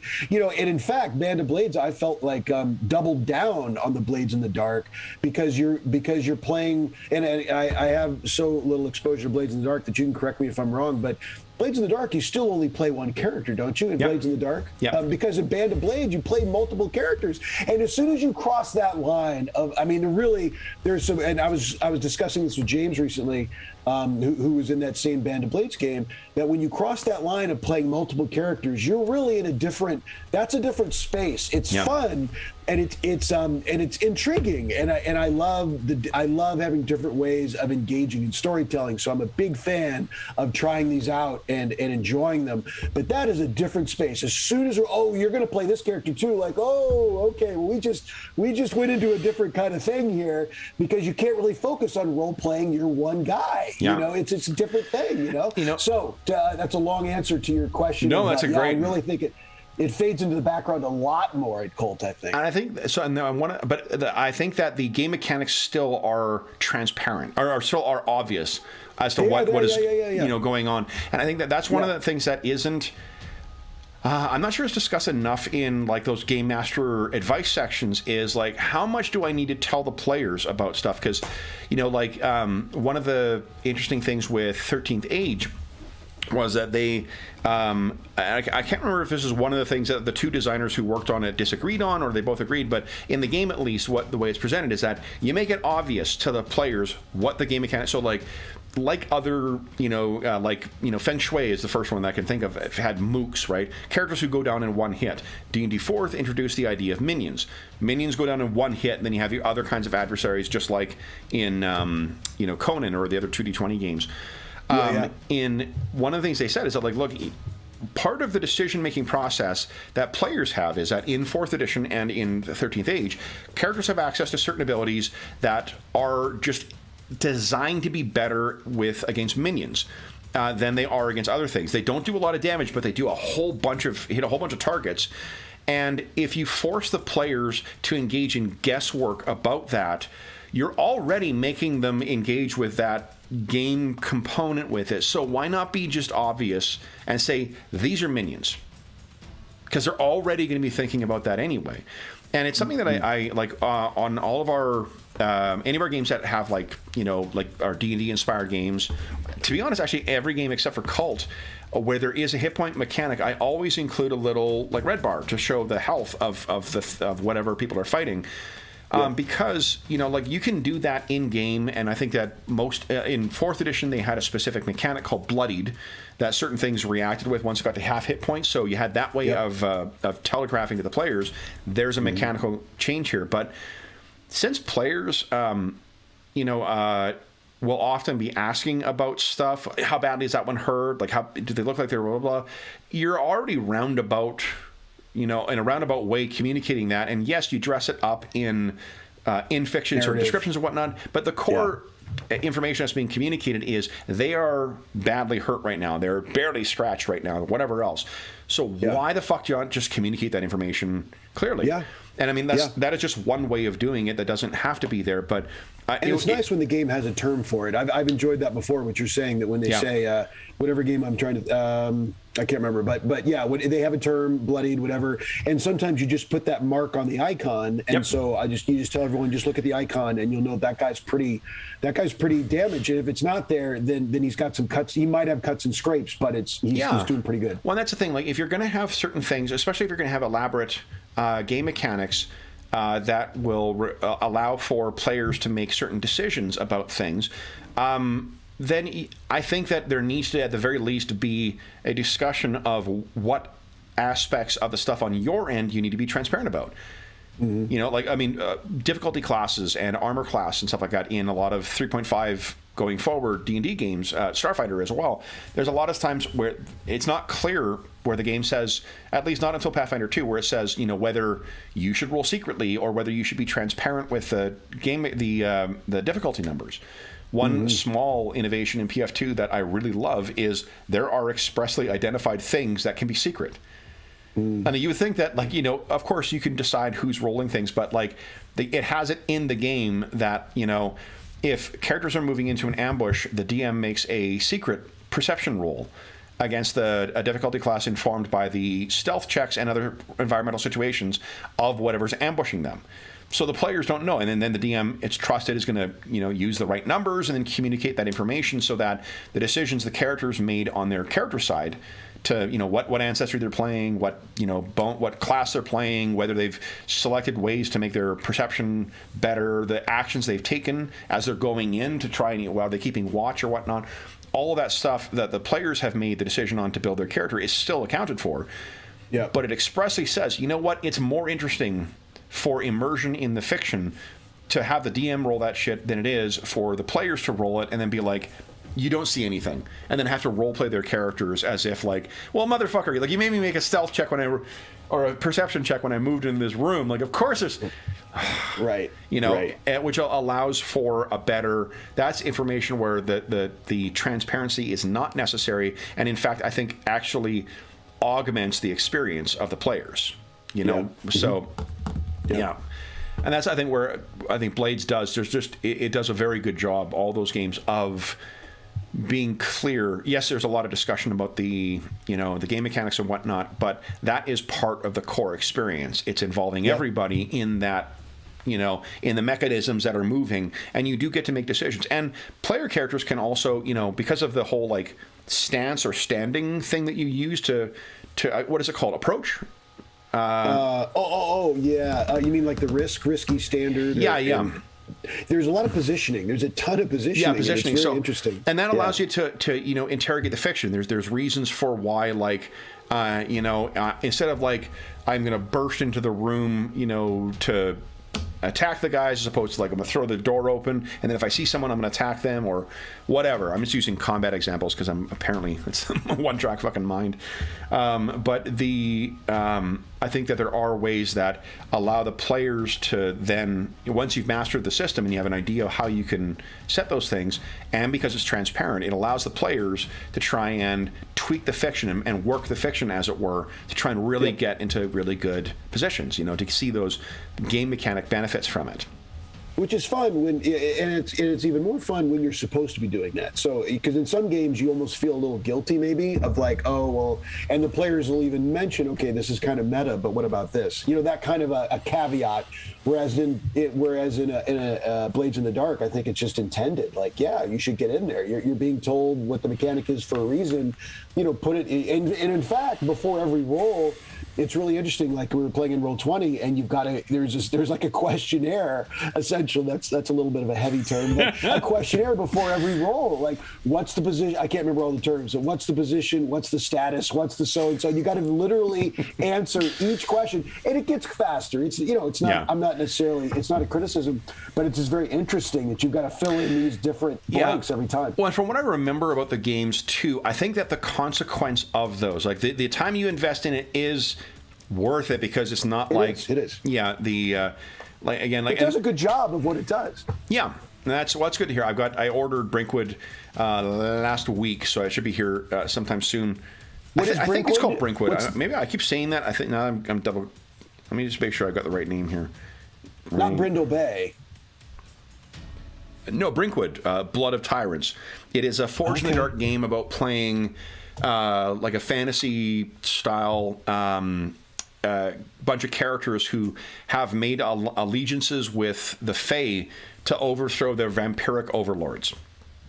Cool. So it's like what do you call it? A kind of like Castlevania meets, like, I don't know, kind of Castlevania, to be honest. It's very much like that. That sounds cool. Yeah, it looks pretty cool. Like, I'm looking forward to getting the print books for it. It's Forge in the Dark, and it makes some interesting changes to the rather than having a bunch of different like playbooks that you can select from. Instead, they have a single one, and then the differentiation for the characters really comes from the mask you choose to use, because the Fae have granted the characters these like kind of masks that grant them different powers and whatnot. One odd thing I find is that you can switch masks between missions, which I feel. I mean, I haven't played the game, so I could be completely wrong about, and I haven't read the full game either, so I could be totally wrong about this, but I feel like, how do you not dilute the thematic space that the character's occupying when you can swap out your special powers between different adventures, right? Like, but I mean, if they could very well have really good explanations and really good reasons for that. So I'll wait to read it before I, have final judgment. And you can also, I think, easily, if you want to have like, no, you've made a pact with the Fae, the mask, you dance with the one that brung you.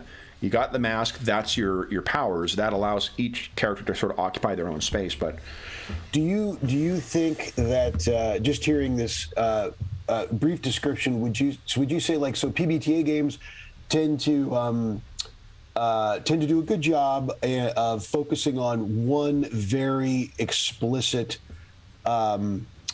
story. So, you're a PBTA game of playing a head gangster, and that's what the whole game's about. Like, and you don't use that game to do this, and this. You do it to just do this.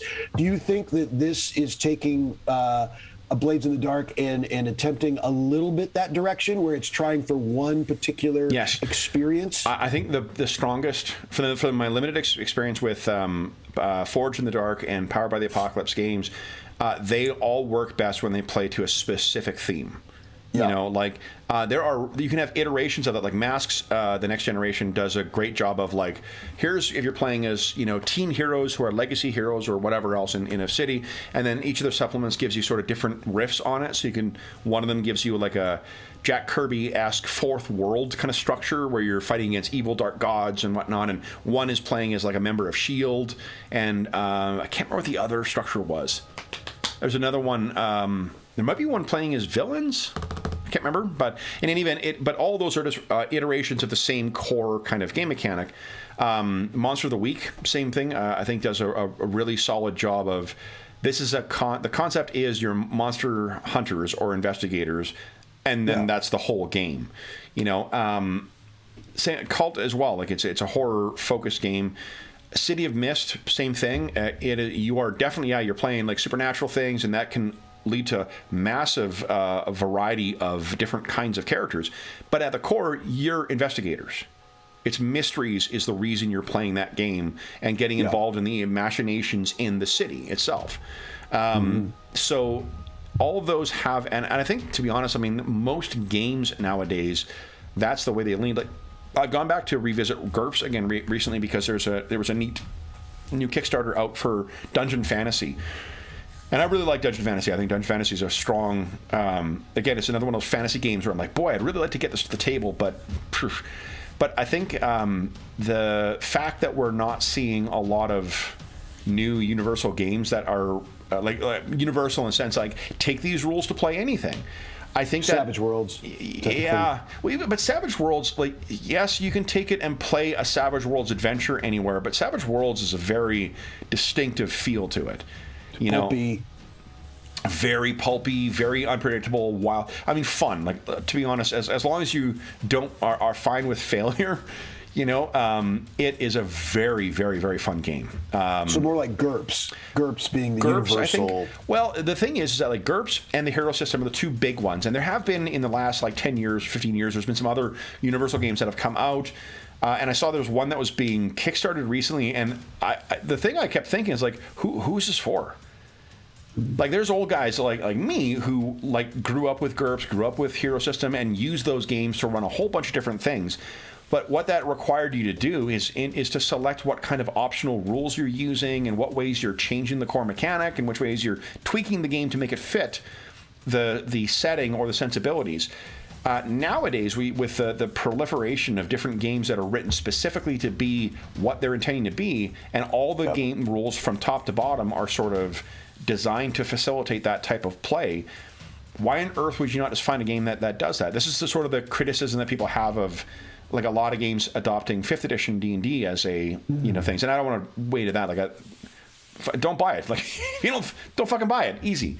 It's fine. But I mean, when game studios like Cubicle 7 and game studios aren't, they're not, staffed with millionaires or owned by millionaires. Like, if Cubicle 7 was able to haul in a shit ton of money because they released a 5th edition version of the One Ring that exposed that game to a wider variety of people, and even if there was no crossover, at the very least had an influx of cash to help them do the next thing, who cares? Whatever. It's a business. What the people want, whatever that may be. Yes. In my day job, I've heard it said, it's an insurance company, not insurance charity. So it's a similar thing. Like, it's a role-playing game company, not a role-playing game charity. So by all means, make your fan stuff. But anyway, the long and the way saying that, I feel like there's an awful lot of games that have gone in that direction anyway in the last 15, 20 years, right? Like you're writing design adventures or writing once the D20 rush kind of ended, and the 5th edition rush, there's a shit ton of games that are being released. There's a Mighty Morphin Power Rangers game that uses 5th edition at its core that just came out, and Dark Souls, that one's also using 5th edition at its core. But I mean, I think that all those games, at the very least, what they are doing, like Adventures in Middle Earth from Cubicle 7, they're all taking that core mechanic and doing that work that you would do with a universal game to make it fit as best you can that specific system. And I have run a shit ton of different things. I've run everything from, Marvel Comics to, level superheroes to Old West to space to, I don't know, like modern Delta Green espionage with GURPS. And all of them have been really good. Like I think that the games have done a really good job. It did require an awful lot of my work, a lot of work on my part, to figure out how I wanted to tweak the system to make it replicate that experience. And also, it required a constant experience as characters are spending points, because you got to kind of manage that. Same thing with Hero System. But I think that the fact that a lot of these Powered by the Apocalypse games are designed to do one specific thing, they're one tool to do one thing as opposed to a universal tool, is in part because it's that's how that's just how modern game design sort of works. A lot of people are a lot of successful games have a very express voice. So one of the while I was a little frustrated at first, I'm like, man, I can't use all my 2D20 games together. That's bullshit. I applaud that now. Like it's great that Modiphius was like, no, like the rules we wrote for Mutant Chronicles aren't ideal as they are for Dune. So let's tweak them to make it fit for Dune or for Star Trek or for Acton Cthulhu for that matter. And I think that's a very clever Acton Cthulhu. I think I've said it before, but I think is my favorite iteration of the 2D20 rules. And is really a good example of how they have learned to use that core mechanic and make it fit expressly for the specific type of game experience that you want from it. And the Powered by the Apocalypse games just do that, right? It just with a very. It's an interesting. This is a non sequitur a bit, but it's one of those things that. So if you're a long-term GURPS player. GURPS, because it covers everything, it has one scale, which is to try and emulate reality. And what that means in a game mechanic sense is you've got like a firearm, like a small caliber gun will do like, I don't know, 1d6 or 2d6 damage. A rifle will do, with a large caliber round, will do like 6d6 damage. And like a matter disintegrator gun will do like 20d6 damage. Your characters have on average 10 hit points. It's like any one of those is going to fuck you up pretty badly, but some of them are just like, it's crazy how fast they'll do it. And like, as a simulationist perspective, that makes absolute and total sense. However, and I used to think like, oh, it's so stupid. This game, a rifle does 1d6 like or 1d20, like fuck, that's so stupid. A rifle should do more than that. But the reason that stuff's there is for the range of like small weapon to big weapon in the context of the game mechanics and the experience that's trying to, the 2D20 games. Playability the 2D20 games do a great job of that. And one of the reasons you can't just pick up shit from one and put it in another is like the range of like weaponry in Infinity goes from like trivial to, boy, that's a threat, I should really avoid that, as it does in Conan. And the right way to assess it is not look at it and be like, well, why does a longbow do as much damage as a Thompson machine gun? And it's like, well, because it's different games and it's fiction. It's trying to simulate a fiction. If you want reality, GURPS is right there for you. Right. And I don't mean that to slight GURPS whatsoever. GURPS is doing exactly what it intends to do, which is that it intuitively reflects. I never had characters as scared of someone with a knife as I've had when they were unarmed and facing someone in GURPS. Because a knife, GURPS has a shock mechanic, so if you are hit and you are injured, you take penalty, as that death spiral I talked about. It's not permanent, but for the next round, you take up to -4 on a 3d6 roll. So it's no small thing. And if you fail, like the Eldrin Ring, your Eldrin Ring. Oh, exactly. It is very shit goes wrong real quick in GURPS, and that's part of the fun of it. But I mean, the fact that you're trying to fit something within the context and the parameters of your game, and that's something that to bring this back to Kult. It does a great job of setting a scale of, like from, I could easily introduce in the game a fire-breathing dragon, right? And a dragon as an avatar of war is not a unheard of thing. And the way that you scale that, again, like, because I'm not taking actions directly, I'm not rolling dice or whatever else. I'll have like that clock that you talked about would be measured in the way of like harm. How much harm can they take before they go down? you scale that using that same list that I mentioned before, like the unique moves, Yes. Because the focus in Kult and a lot of Powered by the Apocalypse games is always on the characters, then it's always going to be the characters who are either acting or responding to things. It's never the DM who is making dice rolls otherwise. Right, yeah. So you could easily incorporate that in there, and I'd put it at a 5. A 5 will fuck you up. Like a 5 is enough to potentially lose characters over stuff. It would be really dickish for me to do that, but in fiction, the game, or at least the parameters of the game, are not that you're going to be instantly annihilated by something. Right. If I really want to play up that stuff, it could be horrific burns that you suffer, but you're still not down. You're still not dead, right? And you always got a chance to make a move to try and avoid that harm, right? Right. So, anyway, I went on a tear there. You asked me about Universal games, but... Oh, yeah. Yeah. No, that was, Kult just does a good job of what it tries to set out to do. 100% agree, yeah. So the last thing I'll ask you about is the arc. Like, how do you find, like, with this game being the kind of thing that is, each session is, we have parameters set for what is going to happen in it by the players. How do you feel that the story has been progressing in the campaign from the when we initially met these characters to the point you're at now, where we have all the characters together and you have some information? Let's see. I think that I think it's done a pretty good job of revealing more about the characters, which started pretty opaque. I think as far like there was a setup, but it was. We didn't know. There was a lot to be revealed, I felt, about Samuel Joseph in particular. Yep. He was at the crux of I think that spot of the curtain. How about just to call it? And I think it's been pretty good. I will shout out to a credit to you. Like Sean, the player, does not know what happened to his character. Like he said, look, whatever. I don't know what's happened, and has embraced that as something the player as well as the character is discovering over the course of play. And that's fucking awesome. I think the willingness to be like, tell me what happened. You definitely can have a more heavy authorial role in that in the game, but I think for a game like Kult, unless you're playing with a much bigger group where like having a kind of co-DM to help reveal shit to the players, that is a fun way of interacting with the game. Part of the horror thing is the unknown, is the mystery. Right. And specifically about Samuel Joseph, the fact that he doesn't know is part of his horror, and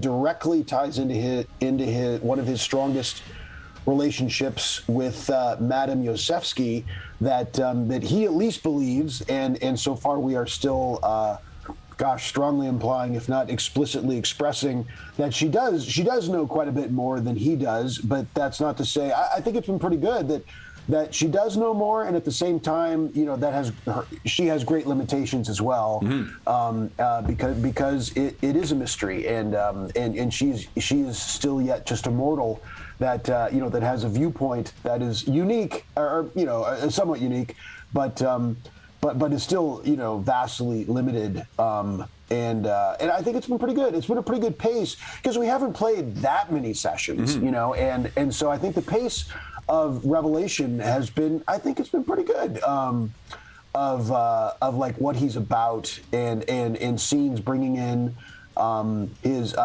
Jenny, and then progressing towards Jenny's father, Samuel Joseph's former partner.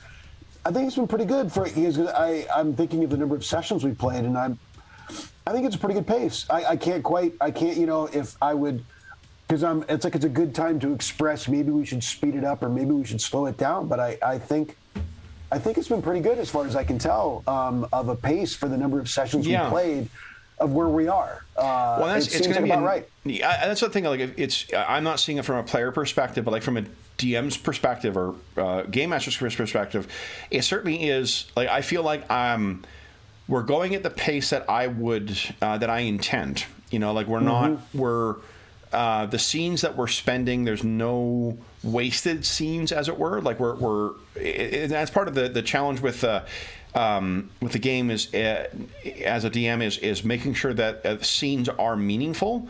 So like if something's unlikely to have a lead, like we don't need to spend time. I think of it like I would like a TV show or a film, right? Like do we need to spend time on the scene where so and so goes and gets his phone or gets his whatever else? Like no, we can say that happened, unless there's something that I want to introduce in that scene, you know. It does a good job of getting to the good stuff. Exactly. Just go ahead and fast forward to we're focusing on what's interesting and what are the the things that where there is uncertainty. It almost structures scenes the way that like other games suggest you roll dice for. Like if the outcome is uncertain, roll dice. And in this case, it's just like if the outcome of the story and what the next development was like. It's very. I find that I like the way that I prep for that is I generally have an idea of what I'd like to include in the individual session, so that it's in one of the older. I can't remember if it's always been in them, but one of the older versions of Call of Cthulhu, they talk about the onion approach, right? Like a mystery is an onion, and you're constantly, peeling back and peeling back and peeling back the layers until you get to the core of the thing. And I'm trying to make sure that we're slowly going through those layers as we introduce more things, to avoid it getting to the point of like I think that with the amount of amazing monsters and metaphysical stuff that's in Kult. There's a ton of great monsters that are in there, the same way there is any other horror game. But if you jump into having all of those right there right away, it really, I think, it becomes more of a punch 'em up kind of thing we've talked before about it being like a theme park. Like, oh, there's the deep ones. Yep. Oh, look, a Shoggoth. Okay, I see it. I see it over there. And it's like right. That's a perfectly fun game. Like that's why I think that's an appeal of Acting Cthulhu. Well, fuck yeah. So, who doesn't want to go, punch a bunch of, Nazis. Yeah, exactly. And, Nazi deep ones. Yeah. Come on, yes. But I mean, like this game though, is playing to the unknown is part of the fun. So, slowly going through that slow reveal is part of that, and it allows those more unnatural elements to land more effectively as a source of horror, as opposed to because I think everybody has at the very least is aware of like D&D style games where like monster, and I'm going to fight the monster, and however well intentioned the players are, I think if you just sort of like if you don't do that early work to properly set up the tone for it, it will land like, okay, now we're fighting this thing, and again, nothing wrong with that kind of game either. It's just that if it isn't this type of game you're intending, then you're not going to get the outcome that you want. So we might be coming up to like a little bit of a challenge, perhaps, of a part in the arc where so the package is coming into the forefront and details about it, and that's going to involve possibly involve a PC where the player isn't currently available to play. Yeah. And so it's going to be interesting. It's going to be an interesting interaction there. And I think that will be. I think that there's definitely a way to like. There will be ways to in the same way that like. One of the things that I talked about with on Friday about the Spires of Paradar setup too is that thinking planning in absences and rolling with absences. Like if you think of it again in the context of like a TV type of thing or a movie. A movie less so, because if someone is no longer available to be in the movie, they'll replace him or they just won't make the movie, right? But in the context of a show, if a character or something becomes unavailable for whatever reason, especially for recurring characters, recurring actors, George will tell you the horror stories of scheduling recurring horror characters in it, because if an actor isn't a series regular, you kind of have to like, okay, we only have them for X amount of episodes, so where are we going to make use of these people? And like we can't do them back to back because their schedule doesn't permit that. So you have to write around that. And it's the same thing with this. It's just that you roll with the things like, yes, we're until Mo is able to rejoin us. the way you think of it is that character has, for whatever reason, as part of the story, has been rendered, out of contact with everybody, and the role and the way that they contributed to things thus far has been to make you aware of where that thing is. So then it's a question of, well, how the fuck did we get in there? And that'll be. I have no idea how you're going to do that, but. Yeah, I'm sure you guys will have. It'll be interesting. Again, just like everything else in the game, it'll be great to see what happens. Totally. Yeah. And I think the characters. It feels like another chapter. The package is its own chapter in a sense. You could almost call it the package. It is. It in an inadvertent way, as is befitting with this game. We didn't plan it, but like this. Discussion almost serves as a good sort of selah, like a pause, between when you guys first had your first full-on supernatural experience, because I think we left with Sam running off into the night, right? Yes. Yeah. Right. So getting... yeah. What would that be called? So prologues at the beginning, epilogues at the end. Is there any Interlude? device that's in the middle? Interlude, okay. That'll work. Selah is a Hebrew word for pause. Nice. I only know that because of J. Michael Straczynski. There's an episode of Babylon 5 called Selah, and it's I can't remember if I read it in an interview with him or if it was mentioned in the episode. But yeah, it's a instruction, I think, in Hebrew in Psalms for when you're supposed to rest and sort of let pause before carrying on. Cool. And I love it's a great turn of phrase. But cool. Well, you know what? We intended this to be a short little. Can we run the whole session? We did. We had a session. We kind of Shocking that I might go long in a video where we're just talking about shit. Any closing thoughts on Kult? Let's see. Not too much. I mean, I still look forward to at some point probably getting the experience of running it, at least a one shot at some point, which I look forward to, especially with all this kind of discussion stuff, to get the full roundabout of the experience of it.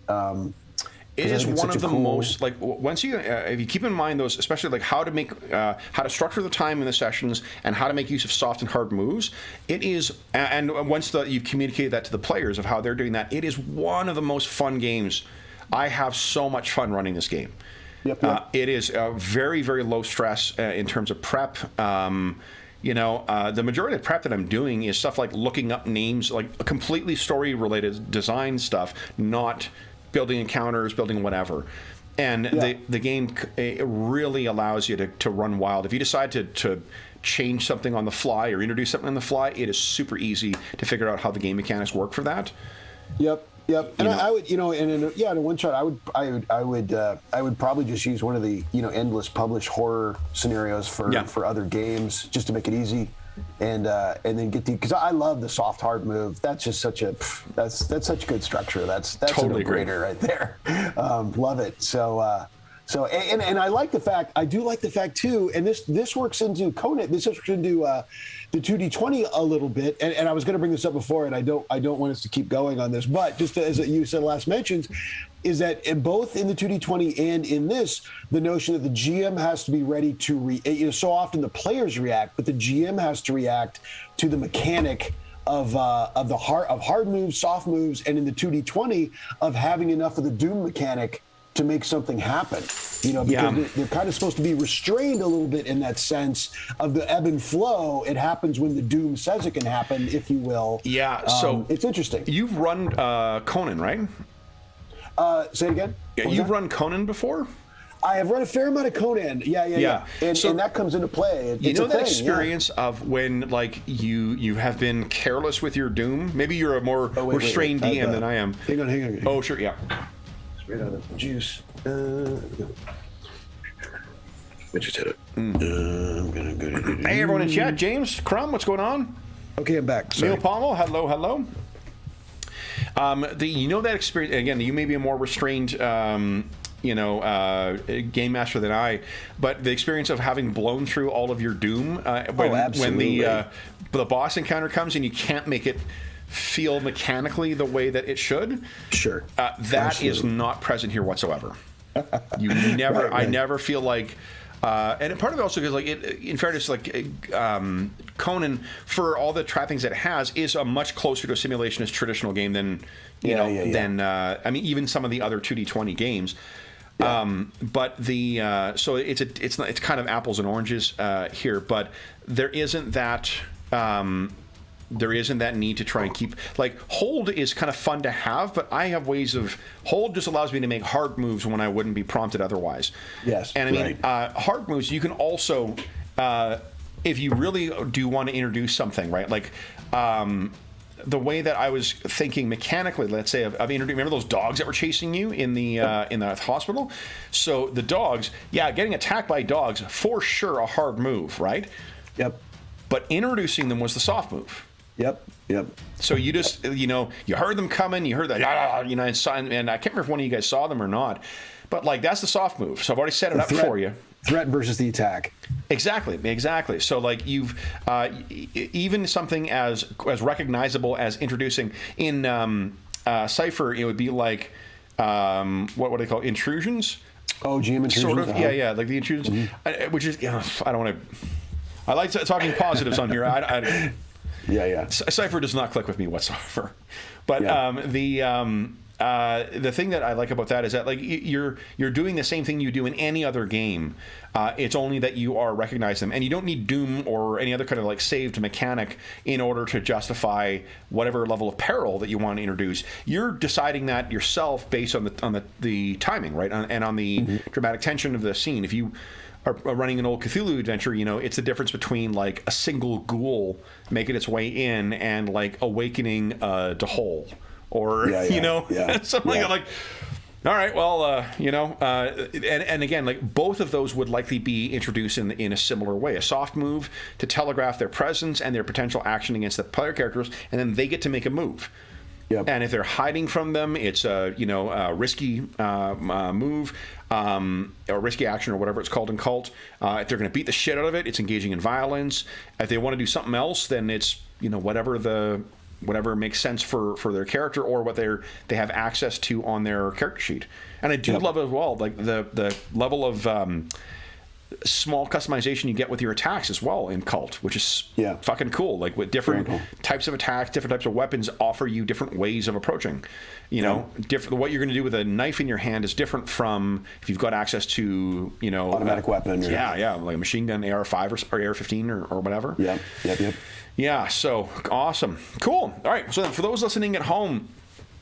First, apologies we didn't get a chance to play Kult today, but if you have been watching or enjoying the Kult campaign but have not actually picked up the game or have not been aware of this, I hope this has given you some idea of what to expect from Kult, and what you can make use of it, and what our experience has been running it, prepping it, playing it, that kind of stuff. A huge thank you to Sean for his agreement to hang out and chat about Kult as well too. I think we should do some more of our games. This is a really good way. Seriously. To What's the word again? The Hebrew word? Which one? The Hebrew pause? Selah. More selahs. Yeah, exactly. And the we'll be back in 2 weeks' time with starting off the next chapter of our Kult campaign. If you can also find me on Twitter at Dungeon Musings. You can find me by email. My email address is dungeonmusings@gmail.com, and you can find a link to the Dungeon Musings Discord server down below, where we have a channel dedicated to story games like Kult and Brinkwood and Blades in the Dark and whatnot, and all those games we were talking about, as well as a bunch of other games. Tons of great people over there, tons of great conversation. You are more than welcome to join us over there. Until next time then, for those listening at home, thank you once again for joining us. We hope that you found this conversation edifying and illuminating for such a dark world, or dark game. We hope that we gave you a few hours to take your mind off of the troubles of our world, the many, many, many troubles of our world this week. And until we see you again, stay safe, stay healthy, and happy gaming.